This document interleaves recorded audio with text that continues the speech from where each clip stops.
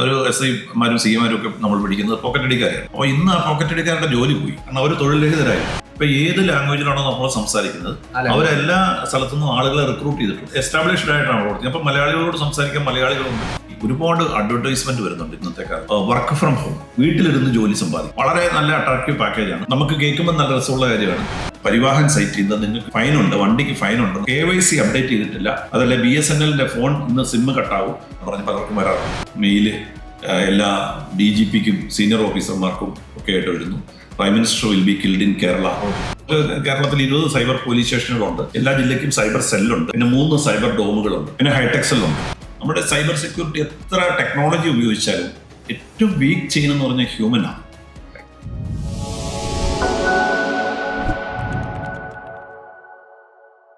So hi everyone, welcome to another session of ICTech podcast.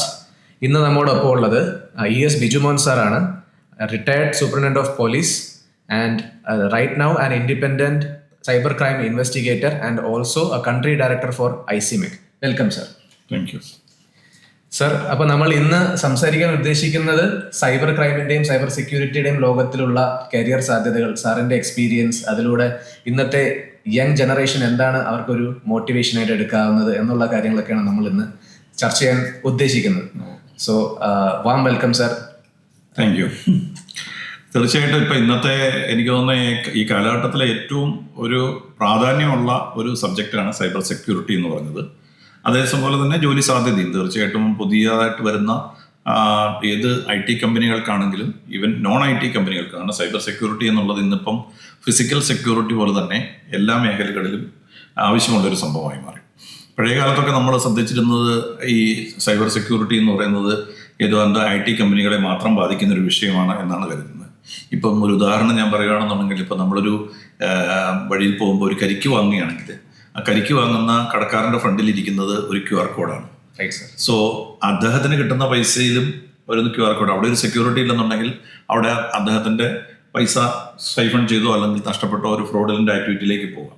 തട്ടുകട, അതുപോലെ നമ്മൾ ഏത് ചെറിയ എമൗണ്ടാണ്. ഇന്ത്യയിലെ UPI ട്രാൻസാക്ഷൻ ഇത്രയും ശക്തമായ മറ്റൊരു രാജ്യമില്ല, നമുക്കറിയാം. അതെ സർ, ഈ അടുത്ത് വാർത്ത വന്നിരുന്നു ഏറ്റവും കൂടുതൽ ഡിജിറ്റൽ ട്രാൻസാക്ഷൻ. തീർച്ചയായിട്ടും, കാരണം ചെറിയ എമൗണ്ട്, അതാണ് വിദേശത്തു നിന്നൊക്കെ ആളുകൾ വളരെ അത്ഭുതമുണ്ട്. നമുക്കൊരു 5 രൂപയ്ക്കാണെങ്കിലും 2 രൂപയ്ക്കാണെങ്കിലും നമുക്ക് UPI ട്രാൻസാക്ഷൻ നടത്താൻ പറ്റും. അപ്പോൾ അങ്ങനെയുള്ള ആ ഒരു സംവിധാനം നമുക്ക് വളരെ ഇത് ചെയ്തുകൊണ്ട് അപ്പോൾ ഡിജിറ്റൽ പേയ്മെന്റിലേക്ക് മാറിയപ്പോൾ തീർച്ചയായിട്ടും ആ മേഖലയിലെ ഒരു സെക്യൂരിറ്റി എന്ന് പറയുന്നത് ഒരു ഭാഗം തന്നെയാണ്. തീർച്ചയായിട്ടും സാർ. നമ്മൾ പണ്ടായിരുന്നെങ്കിൽ ഇങ്ങനെ നമ്മൾ പറയാറുണ്ട്, ഇപ്പോൾ ഫിസിക്കലി നമ്മൾ ഈ ക്യാഷ് കൊണ്ട് നടക്കും, നമ്മുടെ ചുറ്റിനുള്ള കള്ളന്മാരെ പേടിച്ചത്. ഈ UPI ഡിജിറ്റൽ ഇതിലൊക്കെ വന്നേ പിന്നെ ഇത്രയും നമ്മൾ പറയുന്നുവെങ്കിലും അതേസമയത്ത് നമുക്ക് പേടിക്കേണ്ട ആവശ്യം വരുന്നുണ്ട് അല്ലേ, ദൂരെ ഇരിക്കുന്ന കള്ളന്മാർ. ഞങ്ങളത് പറയാറുണ്ട്. ഇപ്പം ഞാനൊക്കെ പോലീസിൽ കയറുന്ന സമയത്തുള്ള ഏറ്റവും കൂടുതൽ അന്നത്തെ പ്രധാന ഒരു മോഷണം അല്ലെങ്കിൽ ഒരു കേസ് എന്ന് പറയുന്നത് പോക്കറ്റ് അടിയാണ്. അപ്പോൾ ഏറ്റവും കൂടുതൽ ഒരു SI-മാരും CA-മാരും ഒക്കെ നമ്മൾ പിടിക്കുന്നത് പോക്കറ്റ് അടിക്കാരാണ്.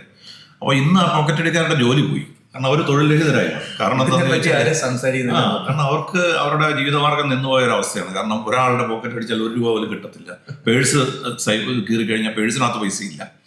അപ്പം അവരെന്ത് ചെയ്യുന്നതെന്ന് ചോദിച്ചാൽ അവരും ടെക്നോളജിയിലേക്ക് മാറും. കാരണം അവർക്ക് ജീവിക്കണമല്ലോ, സർവൈവൽ ഫോർ ദ ഫിറ്റസ്റ്റ് എന്നുള്ള നിലയിൽ അവർ ആ പുതിയ മേഖലയിലേക്ക് മാറിയിട്ട് അവരെങ്ങനെ ആദ്യത്തെ കാലത്ത് ഇപ്പം UPI വരുന്നതിന് മുമ്പിലേ അവരാദ്യം മനസ്സിലാക്കിയത് അവർ ഈ ATM കാർഡുകളായിരുന്നു നമ്മൾ ആദ്യം ഉപയോഗിച്ചത്. നമ്മുടെ ഫസ്റ്റ് ഒരു ട്രാൻസാക്ഷൻ ATM-ലായിരുന്നു. അപ്പോൾ ATM കാർഡ് ക്ലോൺ ചെയ്തുകൊണ്ട് ഈ നമ്മുടെ കൗണ്ടറിനകത്തൊക്കെ മറ്റേ അഡീഷണൽ ഡിവൈസ് വെച്ച് ഈ കാർഡ് ക്ലോൺ ചെയ്തിട്ട് അങ്ങനെയുള്ള തട്ടിപ്പായിരുന്നു ആദ്യം ചെയ്തുകൊണ്ടിരുന്നത്. പിന്നീട് ആ കാർഡിൻ്റെ എണ്ണവും ഈ പറഞ്ഞതുപോലെ കുറഞ്ഞു. Credit card, debit card, post മെഷീനിലും ഒക്കെ തന്നെ ഒരു ഡിജിറ്റൽ ഈ പറഞ്ഞ സ്കിമ്മിങ് എന്ന് പറഞ്ഞൊരു ഡിവൈസ് ഉണ്ട്. സ്കിമ്മർ ഉപയോഗിച്ചുകൊണ്ട് അഡീഷണൽ ആയിട്ട് നമ്മൾ കാർഡ് ഇൻഫർമേഷൻ ചോർത്തിയെടുക്കുന്നതായിരുന്നു. ഇപ്പം അത് UPI-യിലേക്ക് മാറിയപ്പോഴത്തേക്കും ഇപ്പം ആ രീതിയിലാണ്. ഇപ്പം QR കോഡ് തന്നെ പല രീതിയിൽ വേറെ കാർഡ് കൊണ്ടുവരണം, അത് നൈസായിട്ട് കൊണ്ടുവെക്കുക. അതുപോലെ തന്നെ ചില ആളുകൾ അറിയത്തില്ലാത്തവർക്ക് UPI ട്രാൻസാക്ഷൻ കൊണ്ട് അവരുടെ പിൻ ഇങ്ങോട്ട് ചോദിക്കുക. അത് നിങ്ങൾക്ക് പൈസ തരാനാണ്, ഞാൻ പിന്നോട് പറയും. ചിലപ്പോൾ വിചാരിക്കും ശരിയാണെന്ന് ധാരണ അങ്ങ് കൊടുക്കുക. അത് എനിക്ക് തോന്നുന്നു കുറച്ച് അഡ്വർടൈസ്മെന്റ്സ് എല്ലാം അറിയായിരുന്നു. അതായത് നമ്മൾ പൈസ വാങ്ങിക്കാനാണെങ്കിൽ പിൻ കൊടുക്കേണ്ട ആവശ്യമില്ല, ഒരിക്കലും ഇല്ല. പലർക്കും അറിയില്ല. കാരണം പലരും UPI-യിൽ പുതിയ ആളുകളായതുകൊണ്ട് സാധാരണക്കാരായിട്ടുള്ള പറയും. ഇപ്പോൾ ഒരു OLX-ലൊക്കെ ഈ സാധനം വിൽക്കാൻ ഇപ്പോൾ ഏറ്റവും കൂടുതൽ ഫ്രോഡ് കാണിക്കുന്ന സംഭവം കാണുന്നതെന്ന് വെച്ചാൽ അവർ സാധനം കൊടുക്കാനിടുന്നു. അപ്പം നമ്മൾ പൊതുവേ നമ്മളുടെ സാധനത്തിന് ഒരാൾ വന്ന് വില പറയുന്നു, നമ്മൾ പറഞ്ഞ് ചോദിക്കുന്ന വില തന്നെ അവർ അക്സെപ്റ്റ് ചെയ്യുന്നു. അപ്പോൾ അവർ പറഞ്ഞു നിങ്ങളുടെ അക്കൗണ്ട് നമ്പർ അല്ലെങ്കിൽ UPI ഇടാം എന്ന് പറയും, UPI നമ്പർ കൊടുക്കാൻ പറയും. അപ്പൊ നമ്മൾ UPI നമ്പർ കൊടുക്കുമ്പോൾ അവർ ഉപയോഗിക്കണം പിന്നും കൂടെ പറഞ്ഞാൽ ഇത് പൈസ ഇടാൻ പോകാൻ പറഞ്ഞു. പെട്ടെന്ന് ആലോചിക്കാതെ പിന്നെ കൊടുത്തു കഴിഞ്ഞാൽ നമ്മുടെ UPI നമ്പർ അവരുടെ പൈസ UPI മറ്റാരും ശ്രദ്ധിക്കാത്ത ഒരു റിവേഴ്സ് ആയിട്ട്, അതായത് പൈസ ചോദിക്കുന്ന ഒരു സാധനമാണ്, റിക്വസ്റ്റ് ഇടുകയാണ്, ഇങ്ങോട്ട് റിക്വസ്റ്റ് ഇടുകയാണ്, എന്നിട്ട് പിന്നും കൂടെ ടൈപ്പ് ചെയ്യാൻ പറ്റും. അതോടൊപ്പം തന്നെ QR കോഡ് ഇങ്ങോട്ട് ഇട്ട് തരും.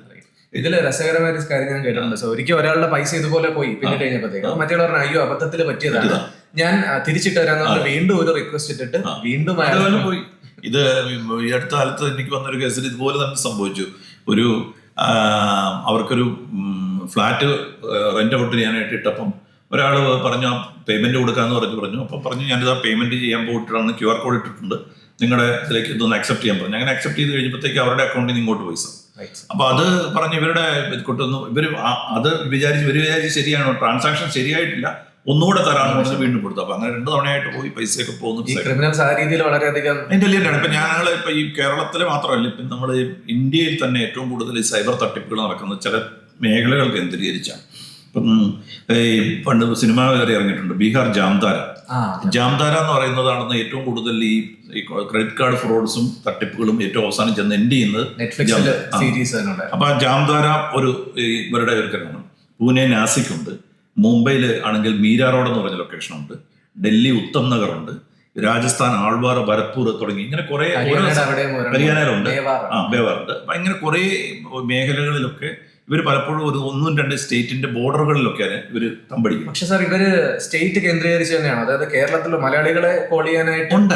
അവരെന്നു വെച്ചാൽ ഇപ്പം റിക്രൂട്ട്മെന്റ് ആണ്, ഇപ്പൊ ഓർഗനൈസ്ഡ് സ്ട്രക്ചറാണ്. പണ്ടെന്ന് പറഞ്ഞത് നമ്മൾ ഓർത്ത് അറിയും, ഈ തട്ടിപ്പുകൾ ഹിന്ദിയിൽ മാത്രമായിരുന്നു വിളിച്ചുകൊണ്ടിരുന്നത്. ഇപ്പൊ ഏത് ലാംഗ്വേജിലാണോ നമ്മൾ സംസാരിക്കുന്നത് അവരെല്ലാ സ്ഥലത്തുനിന്നും ആളുകളെ റിക്രൂട്ട് ചെയ്തിട്ടുണ്ട്. റിക്രൂട്ട് ചെയ്തിട്ട് ഒരു വലിയ എസ്റ്റാബ്ലിഷ്ഡ് ആയിട്ടാണ് പ്രവർത്തിക്കുന്നത്. അപ്പൊ മലയാളികളോട് സംസാരിക്കാൻ മലയാളികളുണ്ട്. അത് ഇവിടുന്ന് മാത്രമല്ല, നിങ്ങൾ ഈ അടുത്ത കാലത്ത് ശ്രദ്ധിച്ചിട്ടുണ്ടാവും, ഇവിടുന്ന് റിക്രൂട്ട് ചെയ്ത് കംബോഡിയയെ കൊണ്ടുപോയിട്ട് അവിടെ ഓരോ ലാംഗ്വേജ് അറിയാവുന്നവരെ കൊണ്ട് അവിടെ ഒരു ഇരുട്ടുമുറി താമസിപ്പിച്ചുകൊണ്ട് തന്നെ ഇവരെ കൊണ്ട് ഇത്തരം ജോലികളെ ചെയ്യും. സാർ ഇവരെ ശരിക്കും ചീറ്റ് ചെയ്തുകൊണ്ടായിരിക്കും, അതായത് ഒരു ജോബ് ഉണ്ട്, വളരെ ജെനുവിൻ ജോബ് ആണ് എന്ന് പറഞ്ഞായിരിക്കാം. അതായത് കുട്ടികളെ ഇപ്പം നമ്മളിത് കേൾക്കുന്ന കുട്ടികളോട് എനിക്ക് ഒരു വലിയ 2 അഡ്വൈസ് ഉണ്ട്. ഒന്ന്, ഈ ഒരുപാട് അഡ്വർടൈസ്മെന്റ് വരുന്നുണ്ട് ഇന്നത്തെ കാലത്ത്. അതായത് വർക്ക് ഫ്രം ഹോം, വീട്ടിലിരുന്ന് ജോലി സമ്പാദിക്കാം, നിങ്ങൾ പഠനത്തോടൊപ്പം ജോലി മേടിക്കാം, സമ്പാദിക്കാം എന്നൊക്കെ പറയുമ്പോൾ വളരെ നല്ല അട്രാക്റ്റീവ് പാക്കേജാണ്. നമുക്ക് കേൾക്കുമ്പോൾ നല്ല രസമുള്ള കാര്യമാണ്.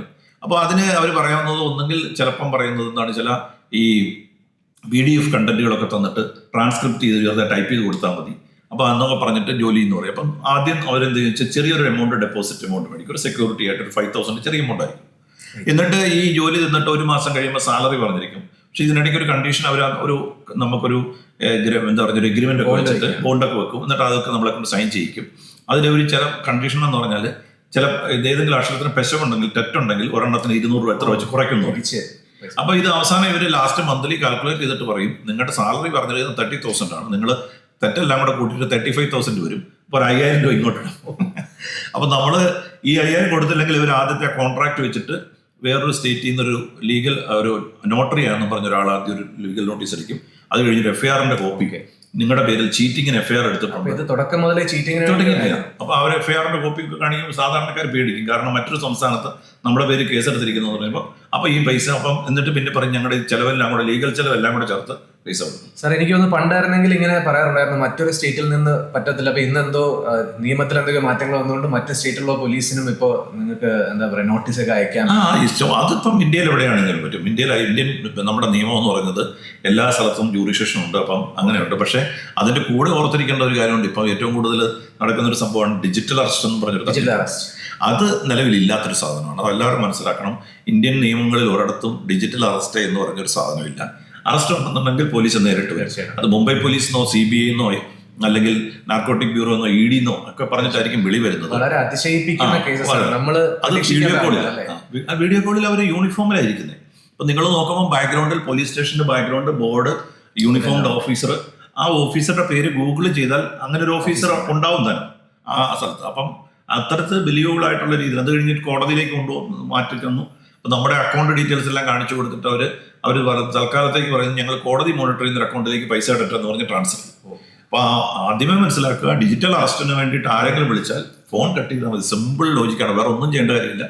അപ്പോഴേ കോള് കട്ട് ചെയ്യുക, വീണ്ടും റിപ്പീറ്റ് ചെയ്ത് വിളിച്ചാലും കട്ട് ചെയ്യുക. അവരോട് പറയാം നിങ്ങൾ ഒരു കാര്യം എൻ്റെ പോലീസ് സ്റ്റേഷൻ ഇതാണ്, ഇവിടെ വന്ന് ചെയ്യാൻ പറയാം, അത്രയേ ഉള്ളൂ, അതിനപ്പുറത്തേക്ക് പേടിക്കേണ്ട കാര്യമില്ല. സാർ, നമ്മൾ സൈബർ സ്കാമുകളെ പറ്റിയും ക്രൈമുകളെ പറ്റി പറഞ്ഞ് എനിക്ക് തോന്നുന്നു കേൾക്കുന്ന ആൾക്കാർക്കൊരു പേടി ഫിയർ വേണമെങ്കിൽ വരാം. നമുക്കൊരു നേരെ തിരിച്ചുള്ള ഒരു ഡിഫൻഡറിന് എന്തൊക്കെ ചെയ്യാം. ഇത് ഇങ്ങനെയുള്ള കാലഘട്ടത്തിൽ ഇപ്പൊ ഞാൻ പറഞ്ഞു ഇപ്പൊ ഇതൊക്കെ എന്ന് പറഞ്ഞത് സ്കാമേഴ്സ് ചെയ്യുന്ന കാര്യമാണ്. അപ്പൊ നമുക്ക് ഇവിടെ സുരക്ഷ വേണ്ടതിന്റെ ഒരു റീസൺ കൊണ്ടാണ് ഇത്രയും കാര്യങ്ങൾ പറഞ്ഞത്. അപ്പൊ ഇതൊക്കെ എന്ന് പറയുമ്പോഴത്തേക്കും നമ്മളിപ്പോൾ ഡിജിറ്റൽ യുഗത്തിൽ ജീവിക്കുകയാണ്. അപ്പൊ നമുക്ക് ഏത് മേഖലയിലാണെങ്കിലും ഒരു ഫിനാൻഷ്യൽ ട്രാൻസാക്ഷൻ ആണെങ്കിലും അതുപോലെ തന്നെ ഡേറ്റ ട്രാൻസ്ഫറിന്റെ കാര്യത്തിലാണെങ്കിലും ഡേറ്റ സെക്യൂരിറ്റി ആണെങ്കിലും ഡേറ്റാ ബേസ് ആണെങ്കിലും ഒക്കെ നമ്മളിപ്പോൾ ഒരു മെയിലിനാണെങ്കിലും എല്ലാത്തിലും നമുക്ക് സെക്യൂരിറ്റി ആവശ്യമാണ്. അപ്പോൾ സൈബർ സുരക്ഷ എന്നുള്ളത് നമ്മളുടെ ഒരു ദൈനംദിന ജീവിതത്തിൽ പാർട്ടായിട്ട് മാറുകയാണ്. ഇന്നിപ്പോൾ നമുക്കറിയാം നമ്മുടെ കയ്യിലിരിക്കുന്ന സ്മാർട്ട് ഫോൺ ഇല്ലെങ്കിൽ നമുക്ക് ജീവിക്കാൻ പറ്റത്തില്ലാത്ത അവസ്ഥയാണ്. അപ്പോൾ ആ സ്മാർട്ട് ഫോണിന്റെ സുരക്ഷ, നമ്മളിപ്പോൾ ഒരു ഓഫീസിൽ ജോലിയാണെങ്കിൽ ആ ഓഫീസിന്റെ നെറ്റ്വർക്കിന്റെ സുരക്ഷ, അപ്പം ആ ഒരു ഓർഗനൈസേഷൻ സെക്യൂരിറ്റി, എന്റർപ്രൈസ് സെക്യൂരിറ്റി, അപ്പൊ ഇതെല്ലാം കൂടെ ആയിട്ട് നമുക്ക് ഇന്നത്തെ കാലത്ത് എല്ലാ സ്ഥാപനങ്ങൾക്കും ആവശ്യമുള്ള ഒരു സംവിധാനമാണ് സൈബർ സുരക്ഷ. കരിയർ ഓപ്പർച്യൂണിറ്റി ഉള്ള ഒരു സ്ഥലമാണ് സൈബർ സുരക്ഷയ്ക്ക്. ഇപ്പം 2013 എനിക്ക് തോന്നുന്നത് സെൻട്രൽ ഗവൺമെന്റ് നമ്മുടെ IT പോളിസി കൊണ്ടുവന്നു. അപ്പൊ ആ IT പോളിസി കൊണ്ടുവന്നപ്പോൾ അന്ന് പറഞ്ഞത് ഏതാണ്ട് 5 ലക്ഷം സെക്യൂരിറ്റി പ്രൊഫഷണൽ, സൈബർ സെക്യൂരിറ്റി പ്രൊഫഷണൽസിനെ ഇന്ത്യയിൽ അന്ന് ആവശ്യമുണ്ടെന്ന് 2013 ആ പോളിസിയിൽ കണ്ടെത്തുക. എല്ലാ മേഖല കമ്പനികൾക്ക് വേണ്ടിയിട്ട് അന്ന് കണ്ടതാ. പക്ഷെ ആ 5 ലക്ഷം എന്നുള്ളത് അന്നത്തെ കണ്ടെത്തലില് ഈവൻ അന്ന് പക്ഷെ വളരെ ലിമിറ്റഡ് കമ്പനികളൊക്കെ ഉള്ളൂ. അപ്പം അത് അന്ന് കാൽക്കുലേറ്റ് ചെയ്താണ്ട് 20,000 മുകളിൽ എംപ്ലോയീസ് ഒക്കെ ഉള്ള കമ്പനികളെയൊക്കെ വെച്ച് കാൽക്കുലേറ്റ് ചെയ്തിട്ടാണ് ഈ 5,000 പിന്നെ 5 ലാക്സിന്റെ സ്ഥിതി വളരെ ആ 5 ലാക്സ് എംപ്ലോയീസിന് സ്ഥാനത്ത് അന്ന് നോക്കുമ്പോൾ ഏതാണ്ട് 5,000 പേര് മാത്രമേ അന്ന് ഉള്ളൂ. അതാണ് അന്നത്തെ സിറ്റുവേഷൻ. സോ ഇപ്പൊ ആ സ്ഥിതി മാറി. ഇപ്പം നമുക്കറിയാം, ഞാൻ പറഞ്ഞല്ലോ എല്ലാ മേഖലകളിലും everybody is using cyber and IT security. ഇപ്പൊ തന്നെ അത് മാറിപ്പോ എന്താണ് AI വരികയാണ്. അപ്പോൾ സാങ്കേതികവിദ്യ മാറിക്കൊണ്ടിരിക്കുകയാണ്. അപ്പോൾ സ്വാഭാവികമായിട്ടും നമുക്ക് സൈബർ സുരക്ഷ എന്നുള്ളത് അതിന്റെ കോഴ്സുകൾ ഇപ്പം എനിക്ക് തോന്നുന്നത് ഇപ്പം ഞാൻ തന്നെ പല കോളേജുകളും എഞ്ചിനീയറിംഗ് കോളേജിലും ഒക്കെ ക്ലാസ് എടുക്കാൻ പോകുന്നത്. അപ്പോൾ എല്ലാവരുടെയും റിക്വസ്റ്റ് എല്ലാവരും ആഡ് ഓൺ കോഴ്സായിട്ട് എങ്ങനെ ഇതിൽ സൈബർ സെക്യൂരിറ്റി കൂടെ ആഡ് ചെയ്യാം. പല കോളേജുകളും ഇപ്പം എനിക്ക് തോന്നുന്നത് ഡിഗ്രി ലെവലിൽ തന്നെ സൈബർ സെക്യൂരിറ്റി കൊടുക്കുന്നുണ്ട്. ഇപ്പൊ MG യൂണിവേഴ്സിറ്റിയുടെ കീഴിലൊക്കെ പല കോളേജിലുണ്ട്, അമൃത യൂണിവേഴ്സിറ്റിയിലുണ്ട് ഒക്കെ സൈബർ സെക്യൂരിറ്റിയിൽ. സൈബർ ഫോറൻസിക് മറ്റൊരു മേഖലയാണ്. ഈ സൈബർ സെക്യൂരിറ്റി പോലെ തന്നെ സാധ്യതയുള്ള വേറൊരു മേഖലയാണ് സൈബർ ഫോറൻസിക്. അപ്പൊ അതും ഒരു ജോബ് ഓപ്പർച്യൂണിറ്റി ഉള്ളപോലെ തന്നെ അത് 2 മേഖലയിലും, ഗവൺമെന്റ് മേഖലയിലും സ്വകാര്യ മേഖലയാണ്. ഇപ്പം പല IT കമ്പനികൾക്ക് അവരുടേതായിട്ടുള്ള ഈ ഇൻവെസ്റ്റിഗേഷൻ ടീംസ് ഉണ്ട്. സോ ഇന്റേണൽ ഇൻവെസ്റ്റിഗേഷൻ ടീംസ് ഉണ്ട്. ആ internal investigation teams plus like incident response എന്ന് പറഞ്ഞ ഒരു ഇമ്പോർട്ടന്റ് കാര്യമാണ്. സാർ, വ്യൂവേഴ്സിന്റെ ബെനിഫിറ്റിന് വേണ്ടി എന്താണ് ഈ, അതായത് നമുക്കിപ്പോ ഗവൺമെന്റിന്റെ കേസിൽ അറിയാം എന്താണ് ഇൻവെസ്റ്റിഗേഷൻ നടക്കുന്നത്, പക്ഷേ കോർപ്പറേറ്റ് ഓർഗനൈസേഷൻസിന് എന്തിനാണ്? തീർച്ചയായിട്ടും ഞാൻ എൻ്റെ എക്സ്പീരിയൻസ് തന്നെ പറയാം. ഞാനൊരു പോലീസ് ഓഫീസറാണ്. പക്ഷേ ഞാൻ ഇതിനിടയിൽ 4 വർഷം പോലീസിൽ നിന്ന് ലീവ് എടുത്ത് IBM-ന്റെ India south Asia corporate investigation ഹെഡായിരുന്നു. അപ്പോൾ IBM-ന്റെ അവരുടെ cyber security and cyber forensic investigation ആയിട്ടുണ്ട്. അപ്പം അപ്പോഴും ഞാൻ അവിടെ ചെല്ലുമ്പോഴാണ് എനിക്ക് മനസ്സിലാകുന്നത് IBM പോലെ കോർപ്പറേറ്റ് കമ്പനികൾക്കും ഇതിൻ്റെ സാധ്യത മനസ്സിലാകും. ഇവിടെ ഇപ്പം ഏറ്റവും കൂടുതൽ നിങ്ങൾക്ക് അറിയായിരിക്കും ഈ Big 4 കമ്പനികളാണ് ഈ സൈബർ സെക്യൂരിറ്റി അല്ലെങ്കിൽ ഇൻവെസ്റ്റിഗേഷൻസ് സപ്പോർട്ടുകൾ നേരത്തെ ചെയ്തുകൊണ്ടിരുന്നത്. അതായത് PwC, EY-യും അതുപോലെ KPMG-യും ഡെലോയിറ്റും. ഈ ഡെലോയിറ്റും നടക്കുന്നുള്ള 4 ഈ Big 4 കമ്പനികളിലാണ് ഈ ഫോറൻസിക് ഓഡിറ്റിങ്ങും ഒപ്പം ഇൻവെസ്റ്റിഗേഷൻ സപ്പോർട്ടുകളും ഒക്കെ സൈബർ ഫോറൻസിക് അടക്കമുള്ള ലോ എൻഫോഴ്സ്മെന്റ് ഏജൻസിക്ക് വേണ്ടിയുള്ള സപ്പോർട്ട് അല്ല. അത് മാത്രമല്ല, അത് പ്രൈവറ്റ് ഇൻവെസ്റ്റിഗേഷൻ. ഇപ്പൊ നമ്മൾ മനസ്സിലാക്കേണ്ടത് എന്താണെന്ന് വെച്ചാൽ ഒരു കോർപ്പറേറ്റ് എൻവയോൺമെന്റിൽ ഞാൻ വർക്ക് ചെയ്യുമ്പോൾ അന്ന് ആ കമ്പനിയിൽ തന്നെ ഇന്ത്യയിൽ 1.5 lakhs എംപ്ലോയീസ് ഉണ്ട്. അപ്പം മോർ ദാൻ 4.5 lakhs എംപ്ലോയീസ് IBM-ന് അക്രോസ് വേൾഡ് ഉണ്ടായിരുന്നു. അപ്പം ഈ ഇന്റേണൽ എംപ്ലോയീസിനകത്ത് ഇവര് ഒരുപാട് ഡേറ്റ ഔട്ട്സോഴ്സ് ചെയ്തിട്ടുണ്ട്, കമ്പനികൾക്ക് വേണ്ടി വർക്ക് ചെയ്യുന്നുണ്ട്. അപ്പൊ നമ്മൾ ഈ പല ക്ലയന്റിനെയാണ് വർക്ക് ചെയ്യുന്നത്. അപ്പൊ ക്ലയന്റിന് വർക്ക് ചെയ്യുമ്പോൾ ക്ലയന്റിനുമായിട്ട് നമുക്ക് ഇതിൻ്റെ അകത്ത് ഡേറ്റ സെക്യൂരിറ്റി ഇമ്പോർട്ടന്റ് ആണ്. അതുപോലെ തന്നെ ഇന്റഗ്രിറ്റി ഉണ്ട്, ഒരുപാട് ഇഷ്യൂസ് വരും. ഈ ക്ലയന്റ് എന്ന് പറയുന്നത് വെളിയിലുള്ള കമ്പനീസ്, മറ്റ് കമ്പനികളാണ്. ക്ലയന്റ് ഇൻ ദ സെൻസ് എപ്പോഴും മിക്കവാറും അറിയാം മൾട്ടിനാഷണൽ കമ്പനീസിന്റെ ക്ലയൻസുകൾ തന്നെ വേറെ വലിയ ജയൻസുകളായിരിക്കും. പക്ഷെ ഇപ്പം ബാങ്കിങ് സെക്ടർ അവരുടെ IT നോക്കുന്നതെന്ന് പറഞ്ഞാൽ ദർ ഇസ് അനദർ കമ്പനി. അപ്പൊ അങ്ങനെ ഉള്ള ഓരോരോ കമ്പനി, ഇപ്പം ടെലികോം കമ്പനികളുടെ IT സെക്ടറും IT വിഭാഗം നോക്കുന്നത് മറ്റൊരു വലിയ IT കമ്പനി ആയിരിക്കും. അപ്പം ഇവരുടെ സെക്യൂരിറ്റി നോക്കുന്നതിന് ഇഷ്ടംപോലെ ഓരോ പ്രോജക്റ്റിന്റെ എംപ്ലോയീസ് ഉണ്ട്. അപ്പൊ ഇവിടെ ഇന്ത്യയിൽ എന്തെങ്കിലും ഒരു ത്രെട്ട് ഉണ്ടായാൽ ഇവരെ സംബന്ധിച്ചുള്ള വലിയ ഡാമേജാണ് പോകുന്നത്. കാരണം ഇവരുടെ എഗ്രിമെന്റ് അനുസരിച്ചിട്ട് ഏതെങ്കിലും തരത്തിൽ ക്ലയന്റ് ഡാറ്റ, മറ്റേതിപ്പം ഈവൻ ഒരു ഹെൽത്ത് ഇൻഷുറൻസ് പറയും, ഇൻഷുറൻസ് സെക്ടറിലൊക്കെ എന്ന് പറഞ്ഞാൽ പേഷ്യന്റ് ഇൻഫർമേഷൻസ് എല്ലാം വളരെ സെൻസിറ്റീവ് ആണ്. അപ്പോൾ ഏതെങ്കിലും തരത്തിലുള്ള ഡാറ്റ ലീക്കേജോ ഡാറ്റ സെക്യൂരിറ്റി ബ്രീച്ചോ ഉണ്ടായി കഴിഞ്ഞാൽ അത് വലിയ പ്രശ്നമാണ്. അപ്പോൾ അതുകൊണ്ട് അവർ എപ്പോഴും എന്താണ് ഇന്റേണൽ അവരുടെ സെക്യൂരിറ്റി സ്ട്രോങ് ആയിരിക്കണം. അപ്പോൾ ഇന്റേണൽ സെക്യൂരിറ്റി എന്ന് പറയുമ്പോൾ ഇൻഫർമേഷൻ സെക്യൂരിറ്റി സിസോ എന്ന് പറഞ്ഞൊരു പോസ്റ്റ് നമുക്കറിയാം. മിക്കവാറും കമ്പനികളിൽ ചീഫ് ഇൻഫർമേഷൻ സെക്യൂരിറ്റി ഓഫീസർ എന്ന് പറഞ്ഞ ഒരു പോസ്റ്റ് ഉണ്ട്. ചിലയിടത്ത് അത് CIO എന്നായിരിക്കും, ചീഫ് ഇൻഫർമേഷൻ ഓഫീസർ എന്നായിരിക്കും. അപ്പോൾ അങ്ങനെ എന്തായാലും ഇപ്പം നമ്മുടെ കേരളത്തിലെ IT പോളിസിയുടെ ഭാഗമായിട്ട് ഇപ്പം എല്ലാ ഡിപ്പാർട്ട്മെന്റിനും ഗവൺമെന്റ് ഡിപ്പാർട്ട്മെന്റിനും ഒരു ചീഫ് ഇൻഫർമേഷൻ ഓഫീസർ എന്ന് പറഞ്ഞിട്ട് ഒരു പോസ്റ്റ് ഉണ്ടാക്കിയിട്ടുണ്ട്. അത് പക്ഷേ ആ ഡിപ്പാർട്ട്മെന്റിൽ തന്നെ ഒരു സെക്കൻഡ് ലെവൽ ഒരു ഓഫീസറെയാണ് ഡെസിഗ്നേറ്റ് ചെയ്തിരിക്കുന്നത്. അപ്പോൾ ഈ കോർപ്പറേറ്റിലെ ഒരു ആ സാധ്യതയാണ് ഞാൻ പറഞ്ഞത്. കോർപ്പറേറ്റുകളിലൊക്കെ ഇത്തരത്തിൽ വരുമ്പോൾ ഇന്റേണൽ ഇൻവെസ്റ്റിഗേഷൻ, കാരണം പലപ്പോഴും നമുക്കറിയാം കൂടുതൽ വരുന്ന എംപ്ലോയീസിനകത്തുനിന്ന് ഒരു ചിലപ്പം നെഗ്ലിജൻസ് ആയിരിക്കും. ഇപ്പം നെഗ്ലിജന്റ് ആക്ട്, അപ്പം നമ്മൾ പീരിയോഡിക്കലായിട്ട് അവയർനെസ് ആവശ്യമുണ്ട്, പീരിയോഡിക്കലായിട്ട് ഇത് ചെക്കിങ് ആവശ്യമുണ്ട്.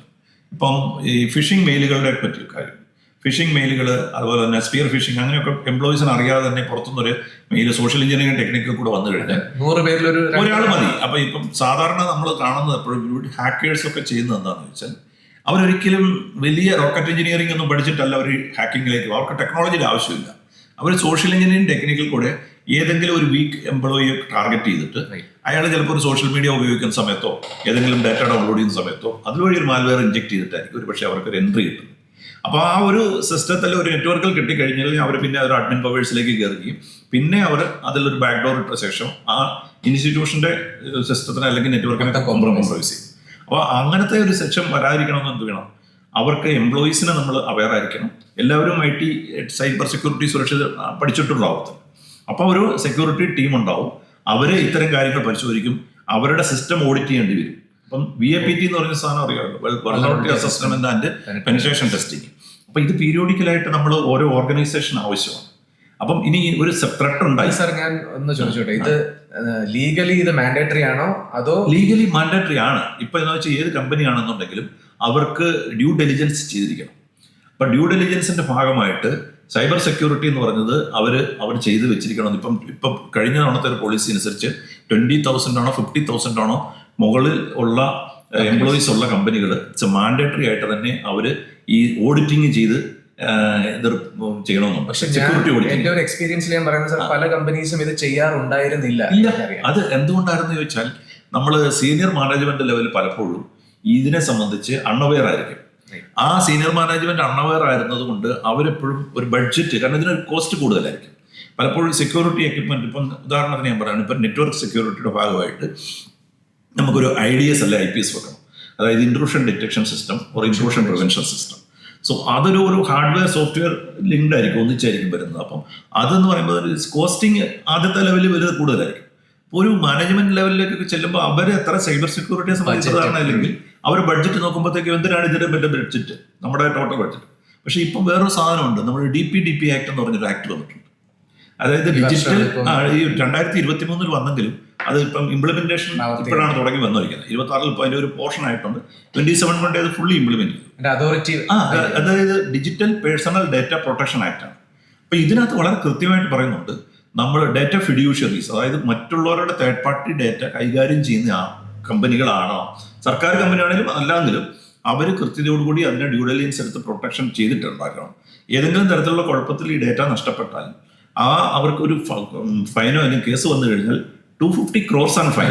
280 കോടി രൂപയാണ് ഫൈൻ. പഴയ നിയമങ്ങളിൽ 500 രൂപയൊക്കെ.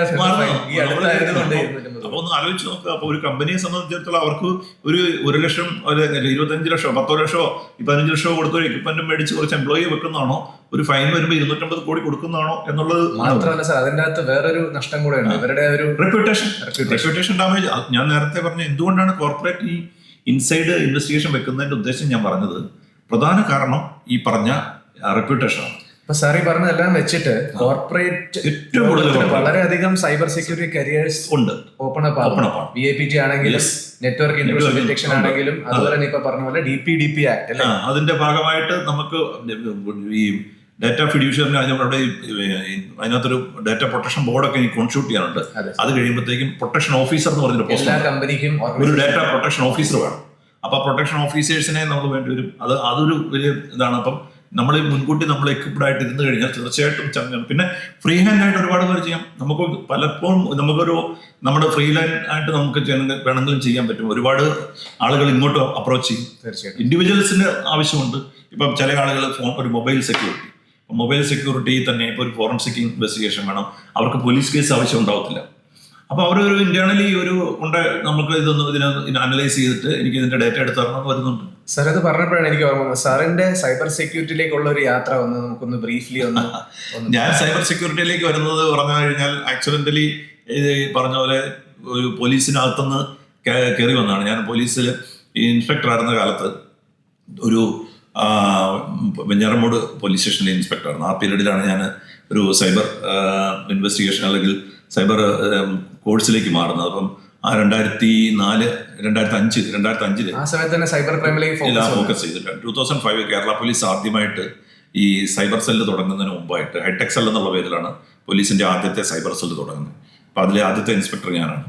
അപ്പോൾ അന്ന് സീഡാക്കിന്റെ തിരുവനന്തപുരം ഒരു ഫോറൻസിക് ട്രെയിനിങ് നടത്തിയിരുന്നു. സൈബർ ഫോറൻസിക്കിന്റെ ഒരു കോഴ്സാണ്. അപ്പോൾ ഒരു 100 വർക്കിംഗ് ഡേയ്സിന്റെ ട്രെയിനിങ് ആണ്. ഏതാണ്ട് ഒരു 6 മാസം കൊണ്ടാണ് കംപ്ലീറ്റ് ചെയ്തത്. അപ്പോൾ അതിനെ സെലക്ട് ചെയ്ത ഒരു 32 പോലീസ് ഓഫീസർമാരെ കേരള പോലീസിൽ നിന്ന് സെലക്ട് ചെയ്ത് ഗവൺമെന്റ് എന്ന് അന്നത്തെ എനിക്ക് തോന്നുന്നു ഉമ്മൻചാണ്ടി സാർ മുഖ്യമന്ത്രിയായിരുന്ന പീരീഡ് അദ്ദേഹത്തിന്റെ ഒരു സമയത്തായിരുന്നു. അവിടുന്ന് അന്ന് ഈ 32 പേരെ ട്രെയിനിങ്ങിന് അയച്ചു. ആ ട്രെയിനിങ്ങിന് അയച്ചു ഇവിടെ തന്നെ തിരുവനന്തപുരത്ത് തന്നെ ഫുൾ ടൈം. അപ്പം ഞങ്ങളെ പോലീസ് ജോലിയിൽ നിന്ന് മാറ്റി നിർത്തിക്കൊണ്ട് വന്ന ട്രെയിനിങ്. അപ്പോൾ ആ ട്രെയിനിങ്ങിന് ശേഷം അപ്പോൾ ഒരു സൈബർ ഫോറൻസിക്കും സൈബർ സെക്യൂരിറ്റിയും ഒക്കെ നമുക്ക് എന്താണെന്ന് മനസ്സിലായി. എങ്ങനെയാണ് ഡിലീറ്റഡ് ഡേറ്റ റിക്കവർ ചെയ്യാം, ഇമെയിൽ എങ്ങനെ ട്രേസ് ചെയ്യാം. ഇതേ ഇഷ്യൂസ് ഒക്കെയായിരുന്നു സൈബർ സെക്യൂരിറ്റിയിൽ ഇത്രയും വലിയ ഇഷ്യൂസ് ഒന്നും വരുന്നില്ല.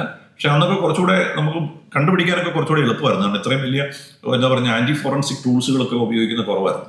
അപ്പം ഈ സ്പൂഫിങ്ങും ഒക്കെ കുറച്ചുകൂടെ കുറവാണ്. മെയിൻ ചാലഞ്ചസ് സൈബർ സെക്യൂരിറ്റിയിൽ എന്തൊക്കെയായിരുന്നു? സൈബർ സെക്യൂരിറ്റിയിൽ അന്നും ഉള്ള പ്രശ്നം എന്ന് പറഞ്ഞു കഴിഞ്ഞാൽ അന്ന് ഈ ഔട്ട്സൈഡ് നമ്മുടെ കൺട്രിക്ക് വെളിയിൽ നിന്നുള്ള അറ്റാക്ക് വരുമ്പോൾ നമുക്ക് പലപ്പോഴും IP ട്രാക്ക് ചെയ്യാനായിട്ടുള്ള നമ്മുടെ ഇൻവെസ്റ്റിഗേഷൻ ചലഞ്ചസ് എന്ന് പറഞ്ഞാൽ എപ്പോഴും എന്താണെന്ന് വെച്ചാൽ നമ്മൾക്ക് ഇന്റർനാഷണൽ ഇൻവെസ്റ്റിഗേഷനിലേക്ക് പോകണമെങ്കിൽ നമുക്ക് നേരിട്ട് അങ്ങ് പോകാൻ പറ്റില്ല. ഇപ്പോൾ നമുക്ക് ഇന്ത്യക്കകത്താണെങ്കിൽ നമുക്ക് ഏത് സ്ഥലത്തും പോയി നമുക്ക് ഇൻവെസ്റ്റിഗേഷൻ നടത്താം. ഇന്ത്യക്ക് വെളിയിലുള്ള ഒരു കാര്യത്തിലേക്ക് നമ്മൾ റിക്വസ്റ്റ് കൊടുത്താൽ അത് അവർ തന്നേ ഉള്ളൂ. ഇപ്പം നമ്മളിപ്പം ഈവൻ മെറ്റയോട് ഒരു കാര്യം ചോദിക്കുന്നു, ഗൂഗിളിനോട് ഒരു കാര്യം ചോദിക്കുന്നു. So we will wait for their reply. മറ്റതെന്ന് പറഞ്ഞാൽ നമുക്കിവിടെ നോട്ടീസ് വിളിച്ചുമ്പോഴേക്കും ആളിനെ വരുത്താൻ പറ്റും. അപ്പോൾ അതൊരു ഇന്റർനാഷണൽ പുറത്തേക്ക് വരുമ്പോൾ പല അറ്റാക്കുകളും വരുന്നത് ഇപ്പം ഞാൻ ഇപ്പോഴും ഓർമ്മയുണ്ട്. 2006 ഒരു സ്മാർട്ട് സിറ്റിയുടെ വെബ്സൈറ്റ് ഹാക്ക് ചെയ്തൊരു ഇഷ്യൂ ഉണ്ടായിരുന്നു. കേരളത്തിന് അന്ന് സ്മാർട്ട് സിറ്റി തുടങ്ങിയ കാലത്താണ് CMന്റെ ഒക്കെ വെബ്സൈറ്റ് ചേർന്നിട്ടുള്ള സ്മാർട്ട് സിറ്റിയുടെ കൂടെ ചേർന്നിട്ടുള്ള കേരള ഗവൺമെന്റിനെയും കൂടെ ചേർന്നിട്ട് CMന്റെ സൈറ്റ് ഹാക്ക് ചെയ്തൊരു സംഭവമുണ്ട്. അപ്പോൾ നമ്മൾ ലോഗൊക്കെ എടുത്തു കഴിയുമ്പോൾ റഷ്യ എന്നുള്ള അറ്റാക്കായിരുന്നു, റഷ്യൻ IP അറ്റാക്കുകളാണ്. അപ്പം നമുക്ക് IP ലൊക്കേറ്റ് ചെയ്യാൻ പറ്റും എന്നുള്ളതല്ലാതെ നമുക്ക് റഷ്യയിലേക്ക് വരെ മുന്നോട്ട് പോകണമെന്നുണ്ടെങ്കിൽ പിന്നെ അതൊരു ഇന്റർപോൾ ഇൻവെസ്റ്റിഗേഷനിലേക്ക് പോകും. അപ്പോൾ ഇവിടെ നമുക്ക് വേറെ ഡേറ്റ ലോസ് ഒന്നും ഉണ്ടായില്ല. ജസ്റ്റ് എനിക്ക് തോന്നുന്നത് അവരൊന്ന് പേടിപ്പിക്കാൻ വേണ്ടിയിട്ട് കാണിച്ചാണ് ഡിഫേസ് ചെയ്തിട്ട് അങ്ങനെ നമ്മുടെ വെബ് പേജ് മാറ്റിയിട്ട് അവരൊരു ഇത് ഇട്ടിരുന്നു. പിന്നെ അത് റിക്കവർ ചെയ്യാൻ പറ്റും. കാരണം കൺട്രോൾ പാനലൊക്കെ നമുക്ക് ഡേറ്റ ഉണ്ടായിരുന്നു, ബാക്കപ്പ് ഒക്കെ ഉണ്ടായിരുന്നുകൊണ്ട് എടുത്തു. പക്ഷെ അതിനകത്തൊരു സെക്യൂരിറ്റി ബ്രീച്ച് ഉണ്ടായിരുന്നു. ഞങ്ങൾ കയറുന്നത് കാണിക്കാൻ വേണ്ടിയായിരുന്നു. തീർച്ചയായിട്ടും അത് സെക്യൂരിറ്റി ബ്രീച്ച് തന്നെയായിരുന്നു. കാരണം അന്ന് ഞാൻ കണ്ട ഒരു വലിയൊരു തമാശ ഉണ്ടായിരുന്നു. അന്ന് ആ ഡേറ്റാബേസ് ഒക്കെ നോക്കിക്കൊണ്ടിരുന്ന അവിടുന്ന് ഒരു എംപ്ലോയി പിരിഞ്ഞുപോയി, ഇതിന്റെ ടെക്നിക്കൽ കക്ഷി.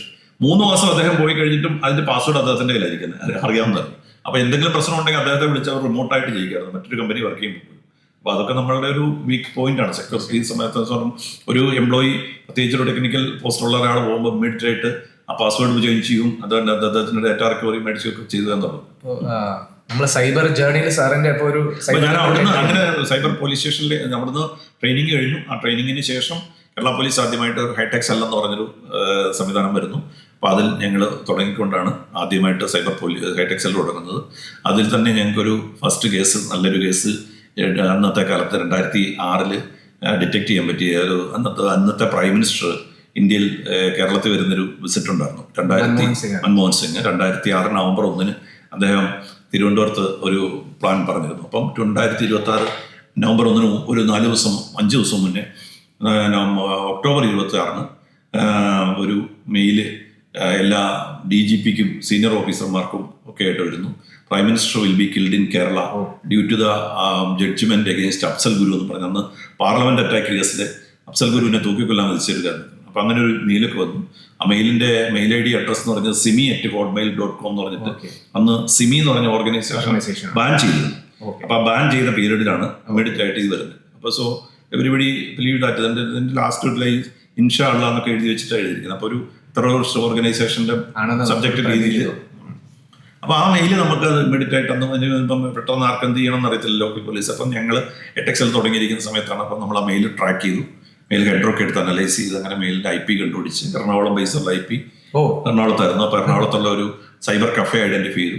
സൈബർ കഫേയിൽ അപ്പോൾ 5 കമ്പ്യൂട്ടേഴ്സ് ഉണ്ട്. അപ്പോൾ 5 കമ്പ്യൂട്ടറിൽ ഈ കമ്പ്യൂട്ടർ നമ്മൾ പരിശോധിച്ചു. അപ്പോൾ ഫോറൻസിക് എക്സാമിനേഷനിൽ ഒരു കമ്പ്യൂട്ടറിൽ നിന്നാണ് ഇത് ചെയ്തതെന്നുള്ളതിന്റെ ഡാറ്റ ഈ മെയിൽ അയച്ച കണ്ടന്റ് അവിടെ പേസ്റ്റ് ചെയ്തിരുന്നിട്ടുണ്ടായിരുന്നു. അപ്പൊ അതൊക്കെ കണ്ടുപിടിച്ച കമ്പ്യൂട്ടർ ആ സമയത്ത് ആരാണ് യൂസ് ചെയ്യുന്നുള്ള ലോഗുകളല്ല ഒന്നും ഉണ്ടായിരുന്നില്ല ആ സമയത്ത് എന്ന് പറഞ്ഞാൽ. ഇന്നാണെങ്കിൽ ക്യാമറ ഉണ്ട്, ലോഗുണ്ട്, ബുക്കുണ്ട്, രജിസ്റ്റർ ഉണ്ടായിരുന്നില്ല, ക്യാമറ ഉണ്ടായിരുന്നില്ല, ആരാ വന്ന് ആരാ പോകുന്നില്ല. 10 രൂപയ്ക്ക് ഇന്റർനെറ്റ് ഉപയോഗിക്കുന്നത് സൈബർ കഫേ തുടങ്ങിയപ്പോൾ അങ്ങനെ വെറുതെ പോയാൽ മതി. കുറച്ച് കഴിഞ്ഞിട്ട് ഇഷ്യൂസ് കഴിഞ്ഞിട്ടാണ് രജിസ്റ്റർ ഒക്കെ വെച്ചത്. ഈ കേസൊക്കെ വന്നതിന് ശേഷം നമ്മൾ തന്നെ ഇൻസിസ്റ്റ് ചെയ്തിട്ടാണ് റിപ്പോർട്ട് കൊടുത്തിട്ടാണ് ഇവിടുന്ന് IT ഡിപ്പാർട്ട്മെന്റ് ഒരു ഡയറക്ഷൻ കൊടുത്തത് തന്നെ.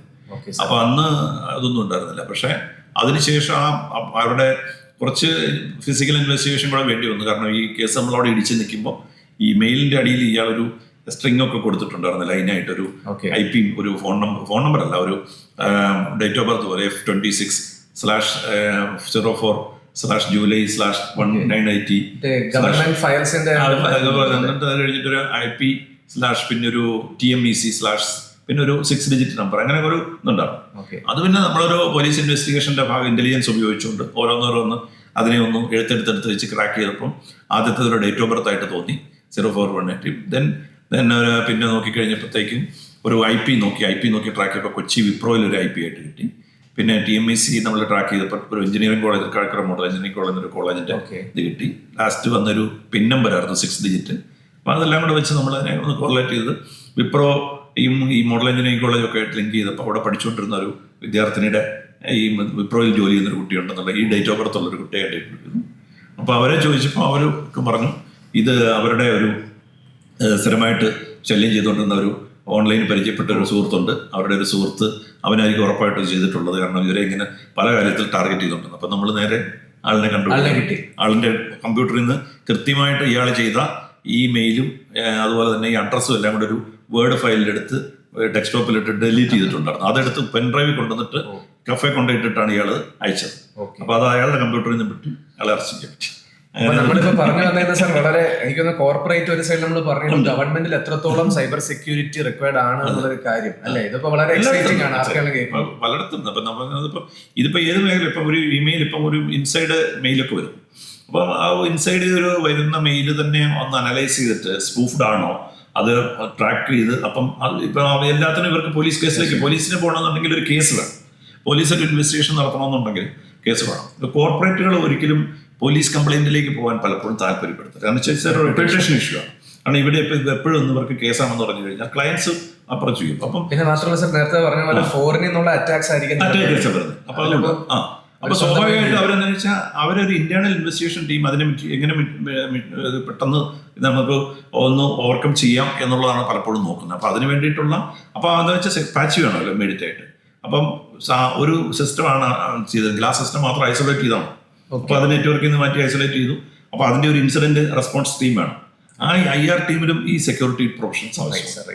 IR ടീം എല്ലാ കമ്പനിക്കും ആവശ്യമാണ്. കാരണം ഇൻസിഡന്റ് റെസ്പോൺസ് ടീം അപ്പൊ ഒരു എന്തെങ്കിലും ഒരു ഇൻസിഡന്റ് ഉണ്ടായി എന്ത് ചെയ്തു എന്നുള്ളത് പെട്ടെന്ന് ആർക്കും പാനിക്കണം.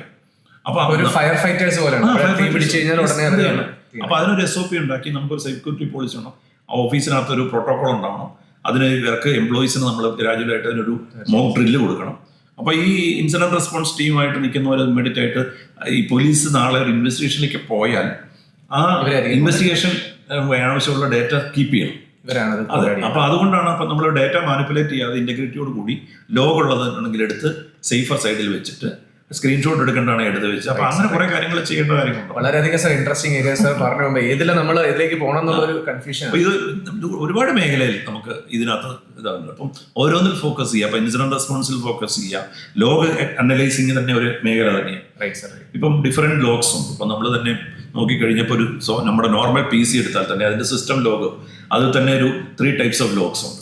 അപ്പൊ അതിൽ വരുന്ന ഒരു ഇൻവെസ്റ്റിഗേഷൻ ആണെങ്കിൽ അതിൽ നിൽക്കാം. ഇനി ഒരു നെറ്റ്വർക്ക് വന്നു കഴിഞ്ഞാൽ നെറ്റ്വർക്ക് ലോഗ്സ് എന്ന് പറഞ്ഞിട്ടുണ്ട്. അത് പ്രോക്സി ഉണ്ടെങ്കിൽ പ്രോക്സി സെർവറിന്റെ പ്രത്യേകം ലോഗ്സ് ഉണ്ട്. അപ്പോൾ ഓരോ ഫയർവാളിന് വേറെ ലോഗ്സ് ഉണ്ട്. അപ്പം ഇതൊരു ലോഗിന്റെ അനലൈസിങ്, ലോഗ് എങ്ങനെയാണ് നമ്മൾ സ്പെഷ്യലൈസ്ഡ് ആണ്. അപ്പൊ അതൊരു ഇതാണ്. ഇപ്പോൾ ഒരു നെറ്റ്വർക്ക് ഫോറൻസിക് എന്ന് പറയുന്നത് ഒരു പ്രത്യേക മേഖലയുണ്ട്. ഫോട്ടോ ഫോറൻസിക് നമ്മളിപ്പം ഫോട്ടോയും വീഡിയോ ഒക്കെ എടുക്കുന്നുണ്ട്. ഇപ്പൊ തന്നെ ഡീപ് ഫേക്ക് വീഡിയോസ് ക്രിയേറ്റ് ചെയ്യുന്ന ഡീപ് ഫേക്ക് വീഡിയോസ് ഒക്കെ വന്നു കഴിഞ്ഞാൽ അത് പലർക്കും കമ്പനികൾക്കും ആവശ്യമാണ് ഇത് ഡിറ്റക്ട് ചെയ്യണം. കാരണം അവർക്ക് വരുന്ന കാര്യങ്ങൾ തന്നെ ഇപ്പൊ ഇത് ശരിയാണോ തെറ്റാണോ. അപ്പൊ ഒരു ഫാക്ട് ചെക്ക് ഡിവിഷൻ അതൊരു പ്രധാന വിഷയമാണ്. അത് കോർപ്പറേറ്റ് മാത്രമല്ല മീഡിയാസിനും പ്രധാനമാണ്. അപ്പൊ മീഡിയാസിൽ ഒരു ഫാക്ട് ചെക്ക് ടീം എന്ന് പറഞ്ഞാൽ അവർക്ക് സെക്യൂരിറ്റി നോക്കിയിട്ട് കൊടുത്തില്ലെങ്കിൽ നാളെ അവരുടെ റെപ്യൂട്ടേഷൻ ബാധിക്കും. പ്രശ്നമാണ് സാർ. അപ്പൊ ഇവിടെ നമ്മുടെ വ്യൂവേഴ്സിന് വളരെ കോമൺ ആയിട്ട് തോന്നാവുന്ന ഒരു കാര്യം, ഗവൺമെന്റിൽ സൈബർ സെക്യൂരിറ്റി റോൾസ് ഉണ്ട്, ഇഷ്ടംപോലെ സാർ പറഞ്ഞു സാധ്യതകളുണ്ട്. പക്ഷേ എവിടെ അപ്ലൈ ചെയ്യണം, എവിടെയൊക്കെയാണ് ഓപ്പർച്യൂണിറ്റീസ് ഉള്ളത്? ഇപ്പം പോലീസ് ഡിപ്പാർട്ട്മെന്റിലും ഉണ്ട്, അതുപോലെ തന്നെ വേറെ സ്പെഷ്യലൈസ്ഡ് ആയിട്ടുള്ള ഇപ്പൊ നമ്മൾ സൈബർ ഡോമിന്റെ പേര് ആൾക്കാർ കേൾക്കുന്നുണ്ട്, സൈബർ സെല്ലുണ്ട്, പിന്നെ സെൻട്രൽ ഗവൺമെന്റ് ഏജൻസീസ് ഉണ്ട്. അപ്പോൾ ജോലി സാധ്യതകൾ ഉള്ളത് ഇപ്പം നോർമലി ഒരു പോലീസ് റോളിലേക്ക് എൻ്റർ ചെയ്താൽ മാത്രമേ സൈബർ റോളിലേക്ക് പോകാൻ പറ്റൂ. അങ്ങനെ പല പല ഡൗട്ട്സ്. നിലവിലെ പോലീസിന്റെ കേസിനകത്ത് അത് മാത്രമേ എപ്പോഴും നടക്കുന്നുള്ളൂ. ഇപ്പം ഡയറക്റ്റ് IT റിക്രൂട്ട്മെന്റ് തുടങ്ങിയിട്ടില്ല. അത് ഭാവിയിൽ എന്തായാലും ഉണ്ടാവും. കാരണം ഇനിയുള്ള കാലഘട്ടത്തിൽ തീർച്ചയായിട്ടും, കാരണം പോലീസൊക്കെ തന്നെ AI ബേസ്ഡ് ടൂൾസിലേക്കൊക്കെ മാറാൻ പോകുന്ന ഒരു കാലഘട്ടമാണ്. അപ്പൊ സ്വാഭാവികമായിട്ടും തീർച്ചയായിട്ടും സെക്യൂരിറ്റി പ്രൊഫഷണൽസിനെ ആയിട്ടുള്ള ഒരു ടെക്നിക്കൽ ടീമിനെ വേണ്ടി ഇപ്പം നിലവിലുള്ള പോലീസ് ചെയ്യുന്നത് എന്താണെന്ന് വെച്ചാൽ, പോലീസിന്റെ റിക്രൂട്ട് ചെയ്തിട്ടുള്ള പോലീസിന്റെ ടീമിൽ തന്നെ പലരും നമുക്കറിയാം, നിങ്ങൾ TV-യിലും പത്രത്തിലൊക്കെ കാണുന്നതാണ്. ഒരു പോലീസ് ട്രെയിനിങ് കഴിയുമ്പോൾ അതിനകത്ത് MTech-കാർ എത്ര, BTech-കാർ എത്ര, IIT-കാർ എത്ര, IIM-കാർ എത്ര, അപ്പോൾ നല്ല ക്വാളിഫൈഡ് ആയിട്ടുള്ള ഉദ്യോഗസ്ഥർ ഒക്കെയാണ് വരുന്നത്. അപ്പോൾ അവരുടെ ഡേറ്റാബേസ് പ്രകാരം അവരെ എടുത്തിട്ട് ഇൻട്രസ്റ്റിംഗ് ആയിട്ടുള്ളവരെ അവരെ ട്രെയിൻ ചെയ്തിട്ട് ഫർദർ ട്രെയിനിങ് കൊടുത്തിട്ട് അവരെയാണ് ഇപ്പം നമ്മൾ ഈ പറഞ്ഞ സൈബർ സെല്ലുകളിലേക്കും അതുപോലെ തന്നെ സൈബർ ഡോമിലേക്ക് ഡെപ്യൂട്ടേഷൻ ആയിട്ടും ഒക്കെ തന്നെ ഉപയോഗിക്കും. ഫിസിക്കൽ ക്രൈറ്റീരിയ അതിനകത്ത് ഫിസിക്കൽ ക്രൈറ്റീരിയ വേണം. അതിനകത്ത് നമുക്ക് പോലീസ് റിക്രൂട്ട്മെന്റ് എന്ന് പറയുമ്പോഴത്തേക്കും അവർ റിട്ടൺ ടെസ്റ്റ് എഴുതണം, അതിനുശേഷം ഫിസിക്കൽ ടെസ്റ്റ് പാസ്സാവണം, പിന്നെ ഇന്റർവ്യൂ ഉള്ളിടത്താണ് ഇന്റർവ്യൂ കൂടെ പാസ്സാവണം. അത് കഴിഞ്ഞിട്ടാണ് വരുന്നത്. പക്ഷേ ഫ്യൂച്ചറിൽ ഒരു definitely there is A IT division separate വരും. ഇപ്പം നമുക്ക് തന്നെ ഒരു സൈബർ ഡിവിഷൻ ഉണ്ട് കേരള പോലീസിന്. അപ്പോൾ സൈബർ ഓപ്പറേഷൻസ് എന്ന് പറഞ്ഞിട്ട് പ്രത്യേക ഡിവിഷൻ ഉണ്ട്. അപ്പോൾ അതിൻ്റെ കീഴിൽ ഇപ്പം എനിക്ക് തോന്നുന്നത് പല രാജ്യങ്ങളിലുമുണ്ട് IT പ്രൊഫഷണൽസ് അഡീഷണൽ ആയിട്ട് പോലീസിന്റെ സപ്പോർട്ടിംഗ് ടീമായിട്ടുണ്ട്. അപ്പൊ ആ രീതിയിൽ അങ്ങനെ വരുന്ന ഒരു ഫോറൻസിക് സപ്പോർട്ട് മീൻസ് ഈ ഓർഗനൈസേഷനിൽ തന്നെ ഒരു പ്രത്യേക ഡിവിഷൻ. ഇപ്പം ഇവരൊരു പോലീസിന്റെ IT ഡിപ്പാർട്ട്മെന്റ് പോലെ പോലീസിന്റെ തന്നെ സെക്യൂരിറ്റി ചെയ്യാൻ പറ്റും. അത് ഒന്ന് പോലീസിൽ വരുന്നു. പിന്നെ ഈ ഗവൺമെന്റ് സെക്ടർ തന്നെ ഇപ്പൊ നമ്മളുടെ IT ഡിപ്പാർട്ട്മെന്റിന്റെ കീഴിൽ ഇപ്പോൾ IT മിഷന്റെ കീഴിലും അതുപോലെ തന്നെ അവരുടെ കീഴിൽ കുറെ പോസ്റ്റുകൾ വരുന്നുണ്ട്. അത് പ്യുവർലി സെക്യൂരിറ്റി പ്രൊഫഷണൽസും ഇതുപോലെയുള്ളവരൊക്കെ ആയിട്ട് വരുന്നുണ്ട്. അപ്പോൾ അത് ഡയറക്റ്റായിട്ട് കിട്ടുന്ന ജോബുകളാണ്. പിന്നെ ഇപ്പം തന്നെ പല ഗവൺമെന്റിന്റെ കീഴിലുള്ള കോർപ്പറേഷൻസും അതുപോലെ തന്നെ മറ്റ് ഡിപ്പാർട്ട്മെന്റുകളൊക്കെ തന്നെ ഇപ്പം ഗവൺമെന്റിന്റെ ഈ എന്താ പറയുക പബ്ലിക് PUCs ഉണ്ട്, അണ്ടർടേക്കിങ്സ് ഉണ്ട്. അപ്പം അങ്ങനെയുള്ള പബ്ലിക് അണ്ടർടേക്കിങ്സുകളൊക്കെ തന്നെ അപ്പം അവിടെയൊക്കെ ഈ പലപ്പോഴും വേക്കൻസീസ് അവർക്ക് ഡയറക്റ്റ് IT പോസ്റ്റുകൾ വരും. IT മാനേജേഴ്സിന്റെ ആവശ്യം വരും, പ്രോഗ്രാം മാനേജേഴ്സിന്റെ വരും. അങ്ങനെയുള്ള പോസ്റ്റുകളൊക്കെ തന്നെ വരുന്നുണ്ട്. അപ്പോൾ അതും ഒക്കെ സാധ്യത. പിന്നെ ബാങ്കുകളും ഇപ്പം IT എനേബിൾഡ് ആണല്ലോ കൂടുതലും വരുന്നത്. അപ്പോൾ അതിൽ തന്നെ സ്പെഷ്യലൈസ്ഡ് ആയിട്ട് വരും. സർ, വേറെ നമ്മൾ ടേംസ് അല്ലെങ്കിൽ ഓർഗനൈസേഷൻസ് ഇപ്പൊ സൈബർ ഡോമിന്റെ പേര് നമ്മൾ കേൾക്കാം. സൈബർ ഡോമിനെ പറ്റി സൈബർ ഡോം ഇപ്പം നമ്മുടെ കേരള പോലീസിന്റെ ഒരു PPP മോഡലാണ്. 2012 ആദ്യമായിട്ട് ഇന്ത്യയിൽ തന്നെ അല്ല എനിക്ക് തോന്നുന്നു മറ്റൊരു സംസ്ഥാന വേൾഡിൽ വേറെ എവിടെയെങ്കിലും ഇങ്ങനെ ഒരു സാധനം ഉണ്ട്. കാരണം ദുബായ് പോലീസൊക്കെ ഇവിടെ വന്നതിനെ സ്റ്റഡി ചെയ്ത് പോയിട്ടുണ്ടായിരുന്നു. അപ്പം പലയിടത്തും ഉണ്ടാകുന്നത് ഇപ്പം കേരള പോലീസ് സ്റ്റാർട്ട് ചെയ്ത ഒരു PPP മോഡലാണ്, ഒരു പ്രൈവറ്റ് പബ്ലിക് പാർട്ണർഷിപ്പ് എന്നുള്ളതിലേക്ക്. അപ്പം ഇത് ഒരു പോലീസിന്റെ കുറെ ടെക്നോളജി നോളജുള്ള എക്സ്പെർട്ട് ആയിട്ടുള്ള ആളുകൾ ഒപ്പം മറ്റേ ഇവിടെ തന്നെ ടെക്നോ പാർക്കിൽ ആദ്യമായിട്ട് തുടങ്ങുമ്പോൾ ഇവിടുത്തെ IT കമ്പനികളെയൊക്കെ തന്നെ ഇതിനകത്ത് മെമ്പേഴ്സ് ആയിരുന്നു. അത് വോളണ്ടറി ആയിട്ടാണ് വരുന്നത്. അപ്പോൾ ഒരു കൂടുതലും പബ്ലിക് സേഫ്റ്റിയാണ് നമ്മൾ ഉദ്ദേശിക്കുന്നത്. സൈബർ ഡോമിലേക്ക് ഡയറക്റ്റ് റിക്രൂട്ട്മെന്റ് ഇല്ല, പക്ഷേ അവിടെ വോളണ്ടിയേഴ്സ് ആയിട്ട് പ്രവർത്തിക്കാൻ പറ്റും. ആ ബാക്കിയുള്ളതെന്ന് പറയുന്നത് പോലീസിൽ നിന്ന് വരുന്നവർ തന്നെയാണ് ചെയ്യുന്നത്. എനിക്ക് തോന്നുന്നു കോളേജ് സ്റ്റുഡൻസിനും ഇന്റേൺഷിപ്പ് വരുന്നുണ്ട്. കാരണം അവിടെ ഓരോ സബ്ജക്റ്റിലും ആളുകൾ ഇതിനകത്ത് റിസർച്ച് നടക്കുന്നുണ്ട്, റിസർച്ച് ഉണ്ട് ഇതിനകത്ത്. അപ്പം എന്ന് പറഞ്ഞ മാൽവെയർ അനാലിസിസിന് സെപ്പറേറ്റ് ഉണ്ട്, ഡാർക്ക് നെറ്റ് ഇൻവെസ്റ്റിഗേഷനെ പറ്റി, ഡാർക്ക് നെറ്റ് അനാലിസിനെ പറ്റിയിട്ടുണ്ട്. So anyone who is interested in research and wants to help out Kerala police അവർക്ക് അതും ചെയ്യാം. അവർക്ക് പിന്നീട് ഫ്യൂച്ചറിൽ അവർക്ക് അതൊരു ആഡ് ഓൺ ആയിരിക്കും. പിന്നെ drone forensic lab Kerala police തുടങ്ങിയ ഒരു സംഭവമാണ് സൈബർ ഡോമിന്റെ കീഴിൽ. അപ്പോൾ അങ്ങനെ ഡ്രോൺ പലയിടത്തും രാജ്യത്ത് തന്നെ ആദ്യമായിട്ടാണ് ഡ്രോണിന്റെ ഒരു ഇത് വന്നത്. ഇപ്പോഴാണ് പലയിടത്തും ഈ ഡ്രോണിനെ ഇങ്ങനെ റിസർച്ച് ഒക്കെ വന്നത്. ഇപ്പൊ NDRO ഒക്കെ കാര്യമായിട്ട് ചെയ്യുന്നു. അപ്പൊ അതും ഒരു മേഖലയാണ് ഡ്രോൺ മേഖല. താല്പര്യമുള്ളവർ they should wait അല്ലേ സൈബർ ഡോം വേക്കൻസിയുടെ റിലീസ് ചെയ്യുന്ന സമയത്ത്. സൈബർ ഡോമിലെ വോളണ്ടിയേഴ്സിനെ അവർ ഇൻവൈറ്റ് ചെയ്യുമ്പോൾ അവർക്ക് അതുവഴി ചെയ്യാം. പോലീസിലേക്ക് വരണമെന്നുണ്ടെങ്കിൽ ഈ പറഞ്ഞ പോലീസിന്റെ റിക്രൂട്ട്മെന്റ് നടക്കുന്ന സമയത്ത് അവർക്ക് അതിനകത്ത് അപ്ലൈ ചെയ്യാം. വൺസ് അവരുടെ ട്രെയിനിങ് കയറി കഴിഞ്ഞാൽ എന്താണ് ഡയറക്ട്ലി അവര് ഇൻട്രസ്റ്റ് കൊടുത്തു കഴിഞ്ഞാൽ അവർ ട്രെയിനിങ് സെലക്ട് ചെയ്യും, ഒരു എക്സാം ഒക്കെ നടത്തി സെലക്ട് ചെയ്യും. വൺസ് ഇട്ട് കഴിഞ്ഞാൽ സൈബർ പോലീസ് സ്റ്റേഷൻസ് ഉണ്ട്. അപ്പൊ നമുക്ക് കേരളത്തിൽ 20 സൈബർ പോലീസ് സ്റ്റേഷനുകളുണ്ട്. എല്ലാ ജില്ലയ്ക്കും സൈബർ സെല്ലുണ്ട്. പിന്നെ 3 സൈബർ ഡോമുകളുണ്ട്. അപ്പൊ ഈ 3 ഇത്രയും ലൊക്കേഷനുകളിലൊക്കെ, പിന്നെ ഹൈടെക് സെല്ലുണ്ട്. ഇത്രയും സ്ഥലങ്ങളിലൊക്കെ ചെയ്യാൻ പറ്റും. അപ്പൊ നോർമൽ ഒരു സിറ്റിസണ് സൈബർ ഡോമുമായിട്ട് അസോസിയേറ്റ് ചെയ്യാം, ഇന്റേൺ ആയിട്ട് ചെയ്യാൻ പറ്റും. ബാക്കിയെല്ലാം റിക്രൂട്ട്മെന്റ് പോലീസ്. സാർ അപ്പൊ ഈ സൈബർ പോലീസ് സ്റ്റേഷനും സൈബർ സെല്ലും തമ്മിൽ സൈബർ പോലീസ് സ്റ്റേഷനും സെല്ലും തമ്മിൽ വ്യത്യാസം, പോലീസ് സ്റ്റേഷനിൽ കേസ് രജിസ്റ്റർ ചെയ്യാൻ പറ്റും. നമുക്ക് FIR ഇട്ടിട്ട് അന്വേഷിച്ച് പ്രതിയെ അറസ്റ്റ് ചെയ്യുകയും കോടതിയിൽ പോകണം. നമുക്ക് കേസ് രജിസ്റ്റർ ചെയ്യുമ്പോൾ എപ്പോഴും നമ്മൾ പോലീസ് സ്റ്റേഷനിൽ പോയി വരും. ഇമെയിൽ വഴി നമുക്ക് കംപ്ലൈന്റ് കൊടുക്കാം, ബട്ട് ഡ്യൂറിംഗ് ദ ഇൻവെസ്റ്റിഗേഷൻ 1-2 പ്രാവശ്യമെങ്കിലും നമ്മൾ പോകേണ്ടി വരും. സാർ അപ്പൊ നമ്മൾ പലപ്പോഴും ഈ ഒരു അവയർനെസ് ഞാൻ കണ്ടിട്ടുണ്ട്, സെൻട്രൽ ഗവൺമെന്റിന്റെയും ഒരു URL കൊടുക്കാറുണ്ട്, സൈബർ ക്രൈം ഇവിടെ. അതായത് നമുക്കിപ്പം റിപ്പോർട്ട് ചെയ്യാൻ വേണ്ടിയിട്ട് പോലീസ് സ്റ്റേഷനിൽ പോകണമെന്നില്ല. അതായത് ഇപ്പൊ സെൻട്രൽ ഗവൺമെന്റിന്റെ NCRP പോർട്ടലുണ്ട്, എല്ലാ സ്റ്റേറ്റുമായിട്ടും കോർഡിനേറ്റ് ചെയ്തിരിക്കുന്ന.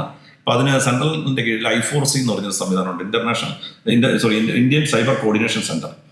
ആ 4C ആണ് ഇന്ത്യൻ സൈബർ കോർഡിനേഷൻ ചെയ്യുന്നത്. അപ്പൊ ആ I4C കീഴിൽ വരുന്ന ഇൻഫർമേഷൻ കിട്ടുന്ന അവരാണ് NCRP പോർട്ടൽ മാനേജ് ചെയ്യുന്നത്. National cyber crime reporting portal എന്ന് പറയുന്നത് cybercrime.gov.in. ആ സൈറ്റിനകത്ത് ഇപ്പം നമുക്ക് ഇന്ത്യയിൽ എവിടെ നിന്നും ഒരു സൈബർ ക്രൈം റിപ്പോർട്ട് ആണെങ്കിൽ കഴിഞ്ഞാൽ ഓൺലൈനിൽ കയറി തന്നെ കൊടുക്കാം. ഫ്രോഡ് ആണെങ്കിൽ ഇമ്മീഡിയറ്റ് പിന്നെ ഒരു 1930 ടോൾ ഫ്രീ നമ്പർ ഉണ്ട്.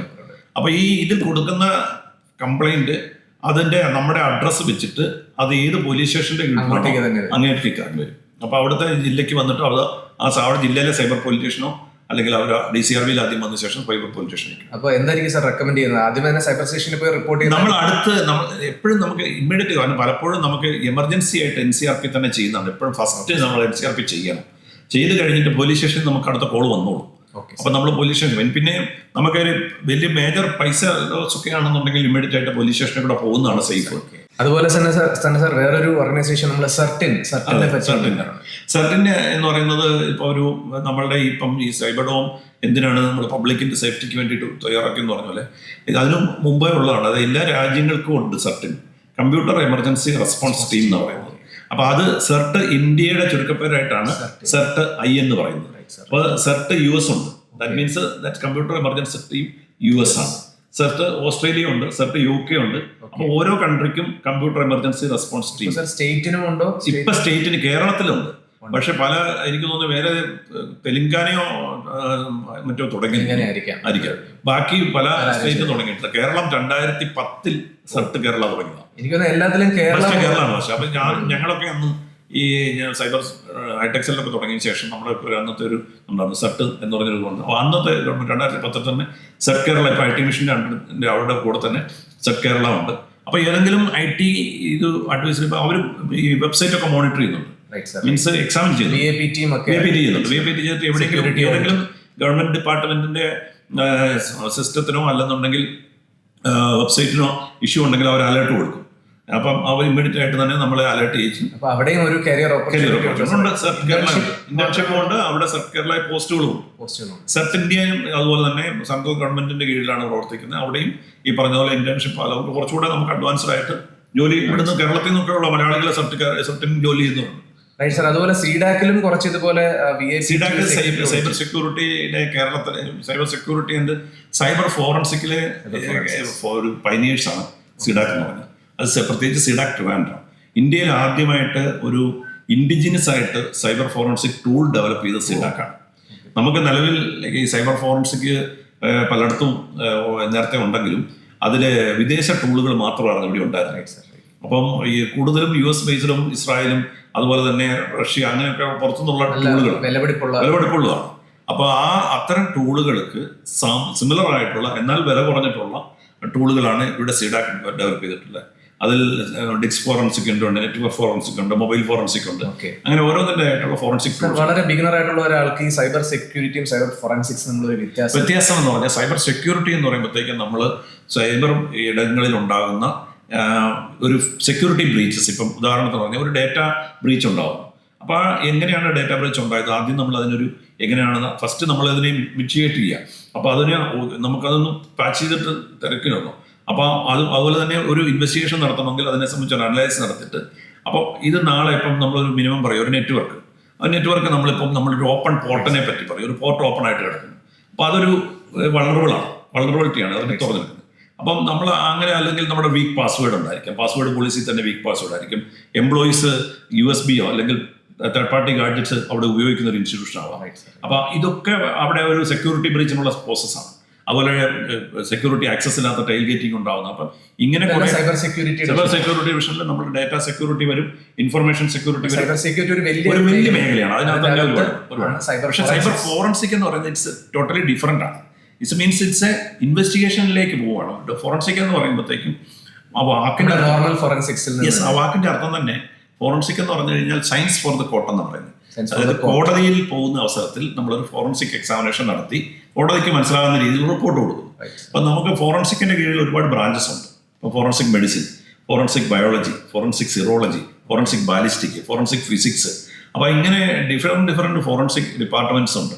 അപ്പം കെമിസ്ട്രി ഉണ്ട്. അപ്പോൾ ഇതിനകത്തുനിന്ന് അത് നമ്മുടെ സാധാരണ സ്റ്റേറ്റ് ഫോറൻസിക് ലാബറട്ടറിയും സെൻട്രൽ ഫോറൻസിക് ലാബറട്ടറിയുടെ കീഴിലും ഓൾറെഡി ഉണ്ട്. ഇതിൽ വന്ന ലേറ്റസ്റ്റ് ഒരു ബ്രാഞ്ചാണ് സൈബർ ഫോറൻസിക്. സൈബർ ഫോറൻസിക് എന്ന് പറയുമ്പോഴത്തേക്കും അതിനകത്ത് കമ്പ്യൂട്ടർ ഫോറൻസിക്, ഡിജിറ്റൽ എല്ലാം കൂടെ പല പേരിലൊക്കെ അറിയപ്പെടാം. മൊബൈൽ ഫോറൻസിക് എല്ലാം അണ്ടർ സൈബർ ഫോറൻസിക്കിലാണ് വരുന്നത്. അപ്പോൾ അതിൽ നമുക്ക് ചെയ്യുന്നതെന്ന് വെച്ചാൽ ഫോറൻസിക്കിനകത്ത് നമ്മൾ ചെയ്യുന്നത് ഒരു ഇൻസിഡന്റ് ഉണ്ടായി കഴിഞ്ഞാൽ, കാരണം അവിടെ സെക്യൂരിറ്റി അല്ല നോക്കുന്നത്. ഇൻസിഡന്റ് എന്ന് പറയുന്നത് റിയൽ വേൾഡ് ക്രൈമിന്റെ അകത്തും നോർമൽ ക്രൈമിൽ വരാം, ഡേറ്റ സൈബർ ക്രൈം ആവാം, നോർമൽ ക്രൈം ആവാം. അതിന്റെ അകത്ത് രണ്ട് ക്രൈം ആണെങ്കിലും ഇന്നിപ്പോൾ ഡിജിറ്റൽ എവിഡൻസ് പ്രധാനമാണ്. അപ്പോൾ ഒരു ഡിജിറ്റൽ ഗാഡ്ജറ്റ്സ് ഉള്ള ഒരു കേസിനകത്ത് ആ ഡിവൈസിനെ അനലൈസ് ചെയ്ത് അതിന്റെ അകത്തുനിന്ന് ചിലപ്പം ഡെലീറ്റഡ് ആയിട്ടുള്ള അടക്കം റിക്കവർ ചെയ്ത് അതിലെ തെളിവുകൾ എടുത്തു കൊടുക്കുന്നതാണ് സൈബർ. നേരത്തെ പറഞ്ഞ പഴയ കേസിൽ ഡിലീറ്റഡ് ഇൻഫർമേഷൻ. കാരണം നമ്മൾ നോർമലി പോയി നോക്കുമ്പോൾ അതിനകത്ത് ഉണ്ടാവത്തില്ല. നോർമൽ വ്യൂവിൽ ഇതൊന്നും കാണുന്നില്ല. ബട്ട് ഒരു ഫോറൻസിക് ടൂൾ ഉപയോഗിക്കുമ്പോൾ നമ്മൾ OSന്റെ അകത്തേക്ക് കയറുകയാണ്. ഓപ്പറേറ്റിംഗ് സിസ്റ്റം അവിടെ നമുക്ക് ബാധകമല്ല. ഓപ്പറേറ്റിംഗ് സിസ്റ്റത്തിനെ അവോയ്ഡ് ചെയ്തുകൊണ്ട് നമ്മൾ ബൈപ്പാസ് ചെയ്ത് കയറിയിട്ട് നമ്മൾ നേരെ സെക്ടർ ബൈ റീഡിംഗ് ആണ്. അപ്പോൾ ഓരോ സെക്ടറിൽ എന്താണ് ആ സെക്ടർ ബൈ സെക്ടറിനകത്ത് അനലൈസ് ചെയ്യുക. അപ്പോൾ നമ്മളൊരു ബിറ്റ് സ്ട്രീം ഇമേജിംഗ് എന്ന് പറയുന്നത്, ഫോറൻസിക് കോപ്പിംഗ് എന്ന് പറയുന്നത് നോർമൽ കോപ്പിംഗ് അല്ല. It is called bit stream imaging. അതായത് ബിറ്റ് ബൈ ബിറ്റ് ആയിട്ട് നമ്മൾ അതിനെ കോപ്പി ചെയ്ത്, ഒരു ഹാർഡ് ഡിസ്ക് ആണെങ്കിൽ ആ ഹാർഡ് ഡിസ്കിലെ ഇപ്പം ഇപ്പോൾ ഒരു ഡേറ്റ ഒരു 1 GB ഹാർഡ് ഡിസ്കിൽ ചിലപ്പം 200 MB മാത്രമേ അതിൽ ഡേറ്റ കാണുള്ളൂ, ബാക്കി ഫ്രീ ആയിരിക്കും. പക്ഷെ നമ്മൾ കോപ്പി ചെയ്യുമ്പം ഈ 1 GB ടോട്ടൽ ആണ് എനിക്ക് കോപ്പി ചെയ്തെടുക്കുന്നത്. അതിന്റെ മുഴുവൻ ആ സെക്ടർ അതേപടി, അതുപോലെ അതിലെ എന്താ പറഞ്ഞ ബാഡ് സെക്ടേഴ്സ് ഉണ്ടെങ്കിൽ അതടക്കം അതേപോലെ തന്നെ ക്ലോൺ ചെയ്തു റെപ്ലിക്ക. ഈ ഫോറൻസിക്സിന് സാർ രണ്ട് ഉദ്ദേശങ്ങളുണ്ട്. ഒന്ന് നമ്മൾ ഇതിന്റെ അകത്തുനിന്ന് കാര്യങ്ങൾ കണ്ടുപിടിക്കുക, എങ്ങനെ നടന്നുള്ള അറിയാം. രണ്ടാമത്തത് ഇത് ഇൻവെസ്റ്റിഗേഷന് വേണ്ടി സപ്പോർട്ട് എവിഡൻസ് ആയിട്ട് ഉപയോഗിക്കാം. അപ്പം ഫോറൻസിക് എവിഡൻസ് ആയിട്ട് കോടതി കൊടുക്കേണ്ട സാഹചര്യം ഉണ്ടാവും. കോർപ്പറേറ്റുകളിൽ എന്തിനാണ് ഈ ഫോറൻസിക് ആവശ്യം വരുന്നത്? ഇത് എങ്ങനെ സംഭവിച്ചു എന്ന് കണ്ടുപിടിക്കാനായിട്ട്. പിന്നീട് അവർക്ക് റിപ്പീറ്റ് ചെയ്യാതിരിക്കാൻ വേണ്ടിയിട്ട് അവർക്ക് അതിന് വേണ്ടിയിട്ട് അവർ ഫോറൻസിക് എക്സാമിനേഷൻ നടത്തും. അപ്പോൾ അവർ ചിലപ്പോഴും കോടതിയിലേക്ക് പോകും. അപ്പോൾ അവർക്കും ആവശ്യമുണ്ട്, നമുക്ക് കോടതിക്കും ആവശ്യമുണ്ട്. അപ്പൊ സാർ, ഈ ഒരു കേസിൽ എനിക്ക് തോന്നുന്നു കുറച്ച് കാര്യങ്ങൾ ഇപ്പൊ കോടതിയിൽ അത് കൊടുക്കണമെങ്കിൽ ചില കാര്യങ്ങൾ ശ്രദ്ധിക്കണം അല്ലേ? എന്തൊക്കെയാണ് ഇപ്പോ ഫോറൻസിക്സിൽ കേസിന്റെ ആദ്യം മുതൽ അവസാനം വരെ ചില കാര്യങ്ങൾ? ഫോറൻസിക്കിന് ഇപ്പൊ കോടതിയിലേക്ക് വരുന്ന ഫോറൻസിക് ആണെങ്കിൽ എപ്പോഴും അതിന് കുറെ കാര്യങ്ങൾ നമ്മൾ ലീഗലി നമ്മൾ സപ്പോർട്ടീവ് ആയിട്ടുള്ള രീതിയിൽ വേണം കോടതിയിൽ ഡോക്യുമെന്റ് കൊടുക്കാൻ. നമുക്ക് വെറുതെ കൊടുക്കാൻ പറ്റില്ല. അപ്പം അവിടെ നമ്മൾ ഫോറൻസിക് അനാലിസിസ് ചെയ്യണമെന്നുണ്ടെങ്കിൽ അവരൊരു എക്സ്പെർട്ട് ആയിരിക്കണം. അപ്പോൾ ആ ഫോറൻസിക് എക്സ്പെർട്ട് എന്നുള്ള നിലയിൽ ഒരു ഡെസിഗ്നേറ്റഡ് എക്സ്പെർട്ട് ലബോറട്ടറികളുടെ കീഴിൽ. അപ്പോൾ അതുകൊണ്ടാണ് നമ്മൾ സർട്ടിഫൈഡ് ആയിട്ടുള്ള ലബോറട്ടറികളിൽ മാത്രം ഇത് അനലൈസ് ചെയ്യുന്നത്. ഇതിൽ സാർ നമ്മൾ എനിക്കൊന്ന് ന്യൂസിലൊക്കെ കേട്ടുള്ള ഒരു സാധനം ഉണ്ട്, എന്തൊരു ഹാഷ് വാല്യൂ ഉണ്ടായിരുന്നു, ഹാഷ് വാല്യൂ മാറി. ഹാഷ് വാല്യൂ അതിപ്പം ഫോറൻസിക് ഇൻവെസ്റ്റിഗേഷന്റെ ഒരു പ്രധാന ഘടകം ഹാഷിംഗ് ആണ്. അപ്പോൾ ഇതിപ്പോൾ നമ്മൾ ഈ നേരത്തെ പറഞ്ഞ ഒരു ഡിവൈസ് ആണെങ്കിലും ഒരു മൊബൈൽ ആണെങ്കിലും അതിനെ നമ്മൾ ഈ സൈബർ ഫോറൻസിക്കിന്റെ പ്രത്യേകത ഒറിജിനൽ ഡിവൈസിൽ ഒരിക്കലും നമ്മൾ അനലൈസ് ചെയ്യില്ല. ഇതിന്റെ ഒരു ക്ലോൺഡ് ഇമേജ് എടുത്തിട്ട് അതിലാണ് അനലൈസ് ചെയ്യുന്നത്. അപ്പൊ ഈ ക്ലോൺഡ് ഇമേജ് നമ്മൾ എപ്പോഴും എടുക്കുമ്പോൾ തന്നെ ഒരു ഹാഷ് ചെയ്യും. ആ ഹാഷ് ചെയ്യുന്നത് എന്തുകൊണ്ടാണെന്ന് വെച്ചാൽ ഇതിനകത്ത് ഡേറ്റ ഇന്റഗ്രിറ്റി കീപ്പ് ചെയ്യാൻ വേണ്ടിയിട്ട്.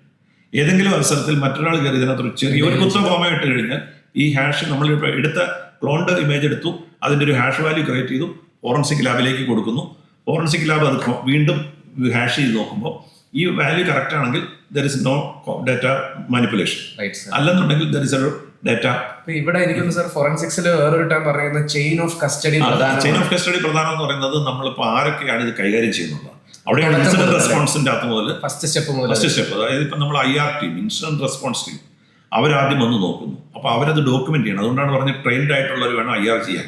അപ്പോൾ അവർ എങ്ങനെ ഇതാണ് ചെയ്യണം. ഫ്യൂച്ചറിൽ ഇത് ക്രൈമായി പോയാൽ ഒരു കോടതിയിലേക്ക് പോകുന്നതാണെന്നുണ്ടെങ്കിൽ അപ്പം ഞങ്ങൾ ഇതെങ്ങനെയാണ് അവർ ഇത് ചെയ്ത് അപ്പം എന്തൊക്കെ ചെയ്തു. അപ്പോൾ ഓരോന്ന് കൈകാര്യം ചെയ്തത് കൃത്യമായിട്ട് ഡോക്യുമെന്റ് ചെയ്ത് ആ ഡിവൈസ് ആരൊക്കെ കൈകാര്യം ചെയ്തു, അത് ഹാഷ് ചെയ്തിട്ടുണ്ട്, അന്നത്തെ ഹാഷ് വാല്യൂ എത്ര, അത് എങ്ങനെയാണ് കീപ്പ് ചെയ്തിരിക്കുന്നത്, ഐസൊലേറ്റ് ചെയ്തിരിക്കണോ, അതോ ഇത് നെറ്റ്വർക്കിൽ ഇരുന്ന സിസ്റ്റം ആണോ, ഇതിന്റെ ഒരു കണ്ടീഷൻ അടക്കം ഇത് എഴുതി ഫോൺ ആണെങ്കിൽ അതായിരിക്കും ചെയ്യുന്നത്. അപ്പൊ എന്നിട്ട് അതല്ലേ അപ്പൊ ഇത് അറിഞ്ഞൂടാതെ ഞാനൊരു ടീമിലൂടെ പോയിട്ട് ആ ഫോൺ വെറുതെ എടുത്തിട്ട് പറ്റത്തില്ല. അത് നമ്മൾ കോടതിയിൽ അക്സെപ്റ്റ് ചെയ്യാൻ പറ്റത്തില്ല. കോടതികൾ ഒരിക്കലും എന്ന് വെച്ചാൽ അതിന്റെ ഒരു ഇന്നത്തെ കാലത്തും ഡിഫൻസ് വക്കീൽമാരുണ്ട്. അപ്പൊ ഡിഫൻസ് അവർ നന്നായിട്ട് ചോദിക്കും, നിങ്ങൾ ഇതെടുത്ത സമയത്ത് നിങ്ങൾ ഹാഷ് ചെയ്തിട്ടില്ല. മാത്രമല്ല നമ്മൾ ഇത് എടുത്തതിന് ശേഷം പിന്നീട് എപ്പോഴെങ്കിലും ഇതിനകത്തുനിന്ന് ഒരു മെസ്സേജ് പോവുകയോ അല്ലെങ്കിൽ അതിനകത്തൊരു കോള് നമ്മൾ വലിയ വീഴ്ചയാവും. അപ്പോഴത്തേക്കും പിന്നെ അത് ഡാറ്റ മാനിപ്പുലേഷൻ ആയി പിന്നെ ടോട്ടലി നമ്മുടെ ആ എവിഡൻസ് ചിലപ്പോൾ ഇതായിരിക്കും പ്രധാന എവിഡൻസ്, നമുക്ക് ടോട്ടൽ നഷ്ടപ്പെടും. എനിക്ക് തോന്നുന്നു അത് വ്യൂവേഴ്സിനെ കുറച്ചൊരു അല്ലേ അതും ഒരു ഫോറൻസിക് മറ്റൊരു മേഖലയാണ്. ഫോറൻസിക്കിലും ഇപ്പം ഞാൻ നേരത്തെ പറഞ്ഞ ബിഗ് 4 കമ്പനികൾ മാത്രമായിരുന്നു നേരത്തെ സൈബർ ഫോറൻസിക് ട്രെയിൻ ചെയ്തത്. ഇപ്പം പക്ഷേ എല്ലാ കമ്പനികൾക്കും ഇതുപോലെയുള്ള ഇന്റേണൽ ടീമുകളുണ്ട്. അപ്പോൾ അവിടെ ഫോറൻസിക് എക്സാമിനേഷൻ ആവശ്യമുണ്ട്. കാരണം ഇപ്പോൾ ഒരു എംപ്ലോയിയുടെ സിസ്റ്റത്തിനകത്ത് ഒരു പ്രോബ്ലം കണ്ടു. അപ്പം അതെന്താണ് എന്ന് ചിലപ്പം അവർക്ക് പെട്ടെന്ന് നോർമൽ വ്യൂവിൽ കിട്ടണമെന്നില്ല. അപ്പോൾ എന്ത് ചെയ്യുന്നത്, അപ്പോൾ അവർ ഫോറൻസിക്കിന് കൊടുക്കും. അപ്പോൾ ഇവരൊരു ഇമേജ് എടുത്തിട്ട് ആ ഡിവൈസ് ചിലപ്പോൾ അവർ യൂസ് ചെയ്തുകൊണ്ടിരിക്കുന്നത്. അപ്പോൾ ഇമേജ് തിരിച്ചു പോകും, ഇമേജിന്റെ ഡിവൈസ് തിരിച്ചു പോകും. എന്നിട്ട് ഇമേജ് വെച്ചിട്ട് അവർ അനലൈസ് ചെയ്തിട്ട് എന്തെങ്കിലും കുഴപ്പമുണ്ടോ കണ്ടുപിടിക്കും. ഇവൻ ഇന്റേണൽ ത്രെട്ടും ഉണ്ടാവും ചിലപ്പോൾ. ഇപ്പം നമുക്കറിയാം പലപ്പോഴും പല കമ്പനികളിൽ തന്നെ ഏറ്റവും കൂടുതലുള്ള ഡിസ്ക്രിമിനൽ എംപ്ലോയീസ് അവരൊരു ഡേഞ്ചറാണ്. അപ്പൊ അങ്ങനെ വരുന്നതും അപ്പം അത്തരം കാര്യങ്ങൾ കമ്പനികൾ ഒരിക്കലും അവർക്കെതിരെ പോലീസ് കേസിനായിരിക്കത്തില്ല കമ്പനി പോകുന്നത്. പക്ഷെ പോലീസ് കേസിന് ഓണറും കമ്പനിയൊക്കെ തെളിവ് വേണം. അവരാദ്യം ഒരു ഇന്റേണൽ ഇൻവെസ്റ്റിഗേഷൻ നടത്തും. സാറിന്റെ കോർപ്പറേറ്റ് ഒരു ടൈമിൽ ഇങ്ങനെ ഉള്ള ആരെങ്കിലും കണ്ടിട്ടും പോലെ ഞാൻ മോർ ദാൻ എന്റെ റിപ്പോർട്ടിന്റെ മുകളിൽ ഏതാണ്ട് 250 എംപ്ലോയീസ് ഫയർഡ് ആയിട്ടുണ്ട്. ഇവരെല്ലാരും പ്രശ്നക്കാരായിരുന്നു. പ്രശ്നമൊക്കെ കണ്ടുപിടിച്ചതൊക്കെ തന്നെ 250 എംപ്ലോയീസിനെ പലയിടത്തായിട്ട് പലയിടത്തും നമുക്ക്. അപ്പൊ സാറ് ഗവൺമെന്റിൽ നിന്ന് കോർപ്പറേറ്റിലും അത് കഴിഞ്ഞ് തിരിച്ച് ഗവൺമെന്റിലേക്കും വന്ന യൂണിക് പെർസ്പെക്റ്റീവ്. അപ്പൊ സാറ് അവിടെ നിന്നുള്ള കുറച്ച് ലേണിംഗ്സ് ഇങ്ങോട്ട് തീർച്ചയായിട്ടും നമുക്ക് ഞാൻ ഒരു 3-4 എനിക്ക് ലേണിംഗ് എക്സ്പീരിയൻസ്. ഒന്ന് പോലീസ് എക്സ്പീരിയൻസ് ഉണ്ട്, പിന്നെ ഞാനൊരു UN ഡെപ്യൂട്ടേഷൻ. അപ്പോൾ അങ്ങനെ ഒരു ഇന്റർനാഷണൽ അസൈൻമെന്റ് ഉണ്ടായിരുന്നു. പിന്നെ ഈ പറഞ്ഞ ഒരു കോർപ്പറേറ്റ് എങ്ങനെയുണ്ട്. പിന്നെ ഞാനൊരു ലോ ഗ്രാജുവേറ്റ് ആണ്. അപ്പോൾ എനിക്ക് ലോയിൽ അത്യാവശ്യം മൾട്ടിപ്പിൾ ഏരിയസ് നേരത്തെ അതിനെ പറ്റിയുള്ള അറിയാം. അപ്പം അതുകൊണ്ട് ഇപ്പം ഈ പറഞ്ഞ പോലെ ഫോറൻസിക് ഇതിനിടയിൽ സൈബർ ഫോറൻസിക് പഠിച്ചു.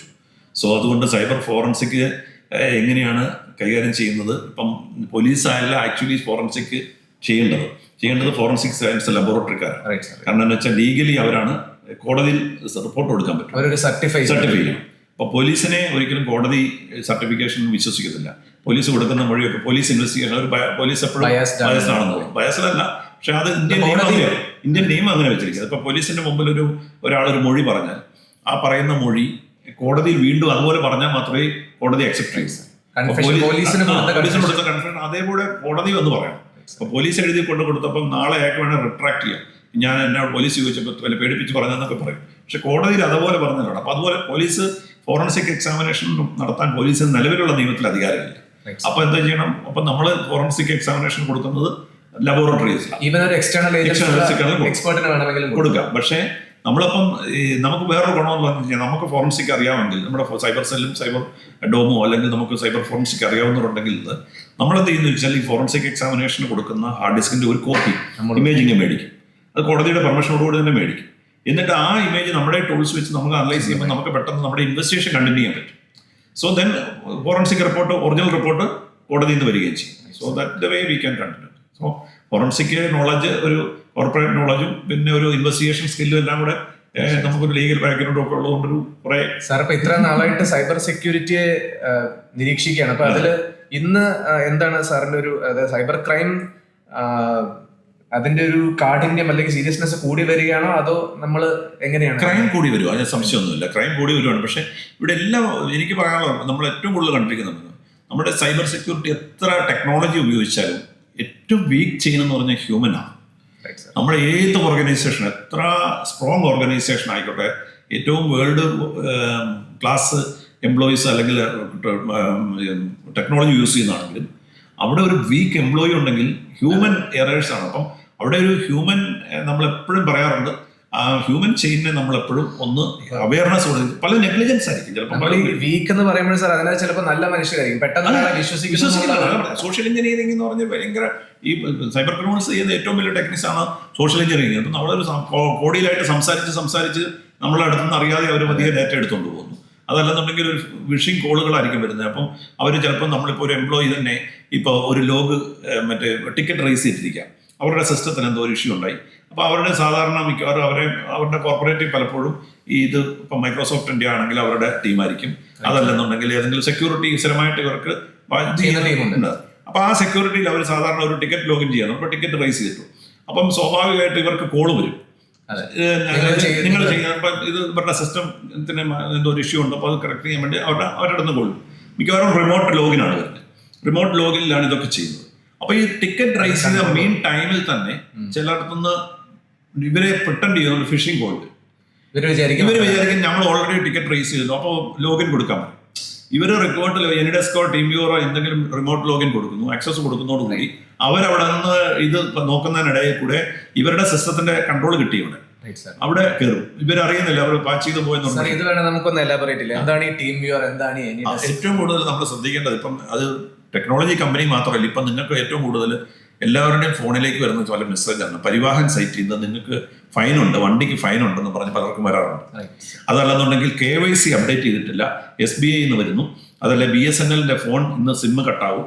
അതല്ലെങ്കിൽ KYC അപ്ഡേറ്റ് ചെയ്യാത്തത് കൊണ്ട് ബാങ്ക് അക്കൗണ്ട് നിൽക്കും. അതല്ലെങ്കിൽ ഇലക്ട്രിസിറ്റി ബില്ല് അടച്ചിട്ടില്ല, ഉടനെ അതിൽ ആധാർ ലിങ്ക് ചെയ്തിട്ടില്ല, എന്നിട്ട് അവരതൊക്കെ ഒരു ലിങ്ക് തന്നിരിക്കും. ആ ലിങ്ക് ക്ലിക്ക് ചെയ്തിട്ട് അവർ പറയും നമ്മൾ ആ ലിങ്ക് വഴി പോയിട്ട് ചെല്ലാൻ പറയും. ചിലർ അതിനകത്ത് നമുക്ക് ആക്സസ് കൊടുക്കുന്നത് ഇത് നേരെ പോയിട്ട് ഇത് ഒരു ഡൗൺലോഡ് ചെയ്യാൻ, ഒരു ആപ്പ് APK ഡൗൺലോഡ് ചെയ്യാൻ. ഈ APK ഡൗൺലോഡ് ചെയ്യാൻ വരുന്നത് പലപ്പോഴും ടീം വ്യൂവർ, എനിഡെസ്ക് ഒക്കെ പോലെ വളരും. അതുപോലെ തന്നെ നമ്മൾ ഈ ഗൂഗിൾ സെർച്ച് കൂടെ ഇപ്പം എനിക്ക് ഇന്ന് വന്നൊരു കോളാണ്. ഒരാൾക്കൊരു റെഡ് ബസ്സിനകത്ത് ഒരു ടിക്കറ്റ് ബുക്ക് ചെയ്തു. ടിക്കറ്റ് ബുക്ക് ചെയ്തത് പുള്ളിക്ക് എന്തോ കംപ്ലീഷൻ ആയില്ല. അപ്പോൾ അത് റീഫണ്ടിന് വേണ്ടി പുള്ളി കോൾ സെന്ററിൽ വിളിക്കാൻ വേണ്ടിയിട്ട് ഗൂഗിൾ സെർച്ച് ചെയ്തിട്ട് നമ്പർ എടുത്തിട്ട് വിളിച്ചപ്പോൾ അവർ ശരിയെന്ന് പറഞ്ഞു. അപ്പോൾ ഇദ്ദേഹത്തോട് പറഞ്ഞൊരു കാര്യം ചെയ്താൽ പ്ലേ സ്റ്റോറിൽ നിന്ന് ഈ ആപ്പ് ഡൗൺലോഡ് ചെയ്യാൻ ഇവിടുന്ന് റിമോട്ടായിട്ട് ചെയ്തരാന്ന് പറഞ്ഞു. അപ്പം എനിഡെസ്ക് ടീം വ്യൂവർ എന്ന് പറയുന്ന സാധനം നമ്മൾക്ക് ഒരു റിമോട്ട് ലോഗിൻ ഫെസിലിറ്റി തരുന്നതാണ്. അതായത് നമ്മുടെ മൊബൈൽ ഫോൺ ആണെങ്കിലും സ്മാർട്ട് ഫോൺസ് ആണെങ്കിലും അതല്ലെങ്കിൽ നമ്മുടെ കമ്പ്യൂട്ടർ ആണെങ്കിലും മറ്റൊരാൾക്ക് നമ്മുടെ സിസ്റ്റം, അവരുടെ സിസ്റ്റം ഉപയോഗിച്ചുകൊണ്ട് നമ്മുടെ സിസ്റ്റത്തിൽ എന്ത് നമ്മൾ എങ്ങനെ ചെയ്യുന്നു അതുപോലെ തന്നെ ചെയ്യാൻ പറ്റും. മൗസ് അവർക്ക് ഉപയോഗിക്കാം, കീബോർഡ് ഉപയോഗിക്കാം, ലോഗ് ചെയ്യാം, നമ്മളുടെ ഇതിൽ നിന്ന് മെയിൽ അയക്കാൻ പറ്റും, വാട്സപ്പ് അയക്കാം, നമ്മുടെ ഡിവൈസിൽ നിന്ന് അവർക്ക് ഫിനാൻഷ്യൽ ട്രാൻസാക്ഷൻ നടത്താം, ഫണ്ട് ട്രാൻസ്ഫർ ചെയ്യാം. എന്ത് നമ്മൾ ചെയ്യുന്നു ആ മുഴുവൻ ബോഴ്സ് അവർക്ക് കൊടുക്കണം. അപ്പോൾ ഒരിക്കലും ടീം വ്യൂവർ അല്ലെങ്കിൽ എനിഡെസ്ക് എന്നത് ഏതെങ്കിലും ഫോൺ കോളിന്റെ പുറത്തോ ഒരു ലിങ്കിന്റെ പുറത്തോ അല്ലെങ്കിൽ മറ്റൊരാൾ പറയുന്നതനുസരിച്ചോ ഇൻവെസ്റ്റ് ചെയ്യരുത്. അത് നിങ്ങളൊരു ജോലിയുടെ ഭാഗമായിട്ട് നമ്മൾ ചിലപ്പം പ്രൊഫഷണൽ ആവശ്യത്തിന് ചെയ്യുന്നുണ്ടാവും, പക്ഷെ അത് ഉറപ്പുവരുത്തണം. റിമോട്ട്ലി സപ്പോർട്ട് ചെയ്യാനായിട്ട് ഉപയോഗിക്കും. അപ്പൊ അത് ക്ലയന്റുമായിട്ട് നമ്മൾ റിമോട്ട് സപ്പോർട്ട്. അതുകൊണ്ട് തന്നെ സാർ ഒരാൾ നോക്കുമ്പോൾ ചിലപ്പോൾ ഗൂഗിൾ പ്ലേ സ്റ്റോറിൽ തന്നെ ആയിരിക്കും ടീം വ്യൂ. അതെ ടീം ഉണ്ട്, ഇത് പ്ലേ സ്റ്റോറിലുള്ള ആപ്പ് തന്നെയാണ്. അപ്പൊ അതുകൊണ്ട് ആവശ്യമുണ്ടെങ്കിൽ മാത്രമേ ടീം വ്യൂവറും ഈ എനിഡെസ്ക് ഒക്കെ ഇൻസ്റ്റാൾ ചെയ്ത് ഇടാവുള്ളൂ. കാരണം അത് സാർ നേരത്തെ പറഞ്ഞ ഞാൻ അതിനുമ്പ് കേട്ടിട്ടുണ്ട്. ഇപ്പൊ റെഡ് ബസിന്റെ സപ്പോർട്ട് സെർച്ച് ചെയ്തപ്പോ ആ സംഭവം വരുന്നത് അവന്റെ ഫേക്ക് ആണ്, ഒറിജിനൽ അവര് ഗൂഗിൾ ആഡ്സ് കൊടുത്തിട്ട് ഗൂഗിൾ ആഡ്സ് കൊടുത്ത് അത് നമ്മൾ ഒറിജിനൽ റെഡ് ബസിന്റെ ലിങ്കിന്റെ മുകളിൽ ഇവരുടെ. അപ്പൊ ഈ നമ്മൾ ഏത് തട്ടിപ്പുണ്ടായാലും ഒരിക്കലും ഗൂഗിൾ സെർച്ചിൽ കൂടെ കസ്റ്റമർ കെയർ നമ്പർ പോകരുത്. നിങ്ങൾക്ക് എത്ര ബാങ്ക് അക്കൗണ്ട് ഉണ്ടോ ആ ബാങ്കിന്റെ ഒക്കെ കസ്റ്റമർ കെയർ നമ്പറും ബാങ്കിന്റെ മാനേജറുടെ നമ്പറും ഫോണിൽ സേവ് ചെയ്ത് വെക്കുക. കാരണം നമുക്ക് കൂടിപ്പോയ 3 ബാങ്ക് അക്കൗണ്ട് അല്ല 4 ബാങ്ക് 5 ബാങ്ക് അക്കൗണ്ട് ഇന്ന് വേണമെങ്കിൽ ഇരിക്കുന്ന ആൾക്കാർ ചാറ്റ് ജിപിടിയോട് ആയിരിക്കും ചോദിക്കുന്നത്. പക്ഷെ അവിടെ പ്രശ്നമുണ്ട്, ഇത് ആദ്യം ലിങ്ക് ചെയ്ത് കാണിക്കും, ഫസ്റ്റ് ലിസ്റ്റ് ചെയ്യുന്ന ഏതായിരിക്കും. പലപ്പോഴും ഈ തട്ടിപ്പുകാരുടെ ഏറ്റവും കൂടുതൽ കാണിക്കുന്നത് ഗൂഗിളിൽ ഇപ്പം ഇതൊക്കെ പലതും പോയി എടുത്തോണ്ട് വരുന്നത് അവിടെ നിന്നാണ്. ചാറ്റ് ജിപിടിക്ക് തെറ്റാണോ തന്നെയാണോ അവർ ചോദിക്കുന്നതിന് മറുപടി പറയും. അപ്പൊ സാർ നമ്മൾ എയുടെ കാര്യം പറഞ്ഞോണ്ട് നമുക്ക് അതും കൂടെ പറഞ്ഞിട്ട് നമുക്ക് ഇതിന്റെ ഒരു കംപ്ലീഷനിലേക്ക് പോവാം. അപ്പൊ എ വരുന്നതോട് കൂടി സൈബർ സെക്യൂരിറ്റിയുടെ ഒരു ഡിമാൻഡ് കുറയുകയാണോ, പ്രസക്തി കുറയുകയാണോ, അതോ ഇല്ല? എ വരുന്നത് മറ്റൊരു മേഖലയിൽ കൂടെ. കാരണം വീണ്ടും നമുക്ക് സെക്യൂരിറ്റിയുടെ ആവശ്യം വരും. സെക്യൂരിറ്റി ത്രെട്ട് പിന്നെയും കൂടുകയാണ് എ വരുമ്പോഴത്തേക്ക്. അപ്പം നമ്മൾ എ വരുമ്പോൾ കുറച്ച് ജോലി നഷ്ടപ്പെടും എന്നൊക്കെ പറഞ്ഞൊരു ഭീഷണി അല്ലെങ്കിൽ പേടിപ്പിക്കുക വരുന്നുണ്ട്. അതിൽ സത്യമുണ്ടോ എന്ന് ചോദിച്ചാൽ ചില മേഖലയിൽ ഇപ്പം ജോലിക്ക് ഫസ്റ്റ് ലെവലൊക്കെ ഉള്ള പല ജോലികളും ഓൾറെഡി എ ചെയ്യുന്നുണ്ട്. കാരണം ഇപ്പം നമുക്ക് അറിയാം പല ചാറ്റ് കോഡിങ്ങും ഒക്കെ പല കാര്യങ്ങൾ. പക്ഷെ അപ്പൊ ആ രീതിയിൽ എ ജോബ് ഓപ്പർച്യൂണിറ്റി കൂടുക. ഇപ്പൊ എല്ലാവരും എ ഇന്റഗ്രേഷൻ വരികയാണ്. നമുക്കിപ്പം വെറുതെ ചുമ്മാ എന്നിട്ട് എ എന്ന് പറഞ്ഞാൽ എ ആവത്തില്ല. സോ എങ്ങനെ പ്രോംപ്റ്റ് കൊടുത്ത് നമ്മളിത് ചെയ്യുന്നുണ്ട്, അതുപോലെ തന്നെ കസ്റ്റമൈസ് ചെയ്യണം. ഇപ്പം തന്നെ ജെൻ എഐകളാണല്ലോ ഏറ്റവും കൂടുതൽ വരുന്നത്. അപ്പൊ ജെൻ എയുടെ കീഴിൽ വരുമ്പോഴത്തേക്ക് ആ ഏറ്റവും കൂടുതലായിട്ടുള്ള ഇതിനെ കസ്റ്റമൈസ് ചെയ്യാനായിട്ടുള്ള സ്റ്റഡി വേണം. അപ്പൊ തീർച്ചയായിട്ടും അവിടെ ഒരു ജോബ് ഓപ്പർച്യൂണിറ്റി കൂടുകയാണ്. സൈബർ സെക്യൂരിറ്റിയുടെ പ്രസക്തി കുറയുന്നില്ല. അവിടെ കൂടുതലായിട്ട് ആളുകൾക്ക് ഇതിലേക്ക് ഇന്റഗ്രേറ്റഡ് ആയിട്ടുള്ള സൈബർ സെക്യൂരിറ്റി എങ്ങനെ കൊണ്ടുവരാം എന്നുള്ളതും കൂടെ ചേർത്തിട്ടുണ്ട്. സർ, ഫൈനലി എന്തെങ്കിലും മെസ്സേജ് നമ്മുടെ വ്യൂവേഴ്സിനും അപ്കമിംഗ് ജനറേഷനും വേണ്ടി സാറിന്റെ? നമ്മൾ ഏറ്റവും കൂടുതൽ ശ്രദ്ധിക്കേണ്ടത് പ്രധാനമായിട്ടും നമുക്ക് ഇന്നത്തെ കാലത്ത് ഏറ്റവും നമ്മുടെ ലൈഫ് അല്ലെങ്കിൽ ജീവൻ, പണ്ട് നമ്മൾ സുരക്ഷ എന്നൊക്കെ പറയുന്നതൊക്കെ തന്നെ ഇന്നിപ്പം സൈബർ സുരക്ഷയുടെ ഭാഗമായിട്ട് മാറിയിരിക്കുകയാണ്. കാരണം നമ്മളിൽ പലരും ഇന്നിപ്പം നമ്മുടെ വീടുകളിൽ ഉപയോഗിക്കുന്ന സ്മാർട്ട് ഡിവൈസുകളാണ്. നമ്മുടെ കയ്യിൽ നമുക്ക് സ്മാർട്ട് ഡിവൈസുകളാണുള്ളത്. നമ്മളൊരു ഹോസ്പിറ്റലിൽ പോയാൽ പോലും ഇപ്പം പലതും നമ്മളുടെ ഡാറ്റകളൊക്കെ തന്നെ കൊണ്ടാണ്. പിന്നെ പല ആളുകളും നമ്മളുടെ ശരീരത്തിലൊക്കെ തന്നെ നമ്മൾ എന്താ പറയുന്നത് ഇപ്പം ഈ ഡിവൈസുകൾ ഉപയോഗിക്കുന്നുണ്ട്. ഇന്ന് പഴയ പോലെ അല്ല, ഇപ്പം പലതും ഒക്കെ പല ടെക്നോളജിയുടെ ഭാഗമാണ്. അപ്പം ഇവിടെയുണ്ട് ഇപ്പം തന്നെ കാറുകളൊക്കെ തന്നെ പലതും റിമോട്ട് ലോഗിൻ അല്ലെങ്കിൽ ഈ പറഞ്ഞ പോലെ ഡ്രൈവർലെസ് കാറിലേക്കൊക്കെ വരുന്നൊരു കാലഘട്ടമാണ്. അപ്പം ഫ്യൂച്ചർ എന്ന് പറഞ്ഞത് എപ്പോഴും ഉണ്ടാകുന്ന ത്രെട്ടുകൾ മുഴുവൻ സൈബർ ഇടങ്ങളിൽ തന്നെയായിരിക്കും. അപ്പോൾ ആ സൈബർ ഇടങ്ങളിലെ ത്രെട്ടിനെ കൃത്യതയോടുകൂടി നമ്മളത് നോക്കി മനസ്സിലാക്കാനും അത് നമ്മൾ അറിഞ്ഞിരിക്കുക എന്നുള്ളത് ഒന്ന്. ഒപ്പം തന്നെ ഇതിനെ നമ്മളെപ്പോഴും ഒരു കരുതലോടുകൂടി അതിനെ തടയാൻ പറ്റുന്ന രീതിയിലൊരു എക്വിപ്ഡ് ആയിരിക്കണം. ഒരു കുറച്ച് കാര്യങ്ങൾ എല്ലായിടത്തും നമുക്ക് ഓരോ സമയം പോയി സൈബർ പ്രൊഫഷണലെ വിളിച്ചുകൊണ്ട് വരാൻ പറ്റത്തില്ല. അപ്പം നമ്മളുടെ മൊബൈൽ ഫോണിനെ എങ്ങനെ നമുക്ക് സുരക്ഷിതമാക്കാന്നുള്ളത് നമ്മൾ സ്വന്തം സൈബർ സെക്യൂരിറ്റി. പിന്നെ പഠിക്കുന്നവർ തീർച്ചയായിട്ടും ഏത് കോഴ്സ് എടുക്കുന്നതുകൂടിയും എൻ്റെ അഭിപ്രായത്തിൽ അത് ആർട്സ് സ്കൂൾ ലെവൽ പഠിക്കുന്നവരാണെങ്കിലും സയൻസ് പഠിച്ചാലും ലോ പഠിച്ചാലും മാനേജ്മെന്റ് പഠിച്ചാലും എഞ്ചിനീയറിംഗ് പഠിച്ചാലും ഇത്തരം ഒരു സൈബർ സെക്യൂരിറ്റി പ്രൊഫഷണൽ അഡീഷണൽ ആയിട്ട് ഒരു ആഡ് ഓൺ പഠിച്ചു വെച്ചിരുന്നാൽ അവർക്ക് തീർച്ചയായിട്ടും ഓപ്പർച്യൂണിറ്റീസ് കൂടുതലായിരിക്കും. പ്ലസ് എപ്പോഴും അവർക്ക് വേണമെങ്കിൽ മറ്റൊരു ഫ്രീ ആയിട്ട് സ്വന്തമായിട്ട് വേണമെങ്കിൽ കൺസൾട്ടന്റ് ആയിട്ട് വർക്ക് ചെയ്യാൻ പറ്റും. ലീഗൽ കൺസൾട്ടന്റിന്റെ ഒപ്പം തന്നെ സെക്യൂരിറ്റി ആൻഡ് ലീഗൽ പ്രൊഫഷണലായിട്ട് വർക്ക് ചെയ്യാൻ പറ്റും. പിന്നെ അക്കാഡമിഷ്യൻസിനും ഇതിന്റെ ഒരുപാട് ആവശ്യമുണ്ട്. കാരണം ഇപ്പോഴത്തെ കാലത്ത് എ ഇങ്ങനെ how to use the a അല്ലെങ്കിൽ സെക്യൂരിറ്റി അവർക്കും ആവശ്യമാണ്. അപ്പം സൈബർ സുരക്ഷ എന്ന് പറയുന്ന ഒരു പ്രധാന ഘടകമാണ്. അപ്പോൾ അവിടെ നമ്മൾ ഫിസിക്കൽ സെക്യൂരിറ്റി, പിന്നെ ഞാൻ ആദ്യം പറഞ്ഞ ഒരു ഹ്യൂമൻ വീക്ക് പോയിന്റ്, അത് നമ്മൾ അതിനകത്ത് ഒറ്റ തന്നെ ഉള്ളൂ. നമുക്ക് think before you click and think before you post. നിങ്ങൾ തിങ്ക് ചെയ്യാതിരിക്കാൻ വേണ്ടിയാണ് പെട്ടെന്ന് അർജന്റായിട്ട് ചെയ്യാൻ. എത്ര അർജന്റാണെങ്കിലും നമ്മൾ ക്ലിക്ക് ചെയ്യുന്നതിന് മുമ്പിൽ പോസ്റ്റ് ചെയ്യുന്നതിന് മുമ്പിൽ തിങ്ക് ചെയ്യണം. അതാണ് എനിക്ക് പറയാനുള്ളത്. കാരണം അല്ലാതെ ചെയ്ത് കഴിഞ്ഞാൽ നമ്മൾ പോയി ചെന്ന് നമ്മുടെ ഹാർഡ് ഏൺ മണി നമ്മൾ വേറൊരാൾക്ക് കൊണ്ട് കൊടുക്കുന്നു. നമ്മൾ ഒന്നും അറിയാതെ ഒരു ഒറ്റ ക്ലിക്കിൽ കൂടെ പോയിട്ട് നമ്മൾ നമ്മുടെ സിസ്റ്റം കോംപ്രമൈസ് ചെയ്യുന്നു. നമ്മൾ ചിലപ്പോൾ നമ്മുടെ കയ്യിലിരിക്കുന്ന ഡിവൈസിലെ ഡാറ്റ മൊത്തം പോകുന്നു. നമ്മൾ നമ്മുടെ പേഴ്സണൽ പ്രൊഫൈലുകളോ അല്ലെന്നുണ്ടെങ്കിൽ ഇതൊക്കെ ചിലപ്പോൾ കോംപ്രമൈസ് ആയിട്ട് പോകുന്നു. പലരുടെയും പ്രൈവറ്റ് ഡാറ്റകളൊക്കെ തന്നെ പല പബ്ലിക് സോഴ്സിലേക്ക് പോകുന്നു. അപ്പം എന്ത് സാധനം പോസ്റ്റ് ചെയ്യുമ്പോഴും എന്ത് സാധനം പബ്ലിഷ് ചെയ്യുന്നതിന് മുമ്പിലും ക്ലിക്ക് ചെയ്യുന്നതിന് മുമ്പിലും ഒരു 2 തവണ ചെയ്യുക, കോമൺ സെൻസ് അപ്ലൈ ചെയ്യുക. തട്ടിപ്പുകാർ ഇങ്ങനെ നിരന്ന് ഇറങ്ങിയിട്ടുണ്ട്.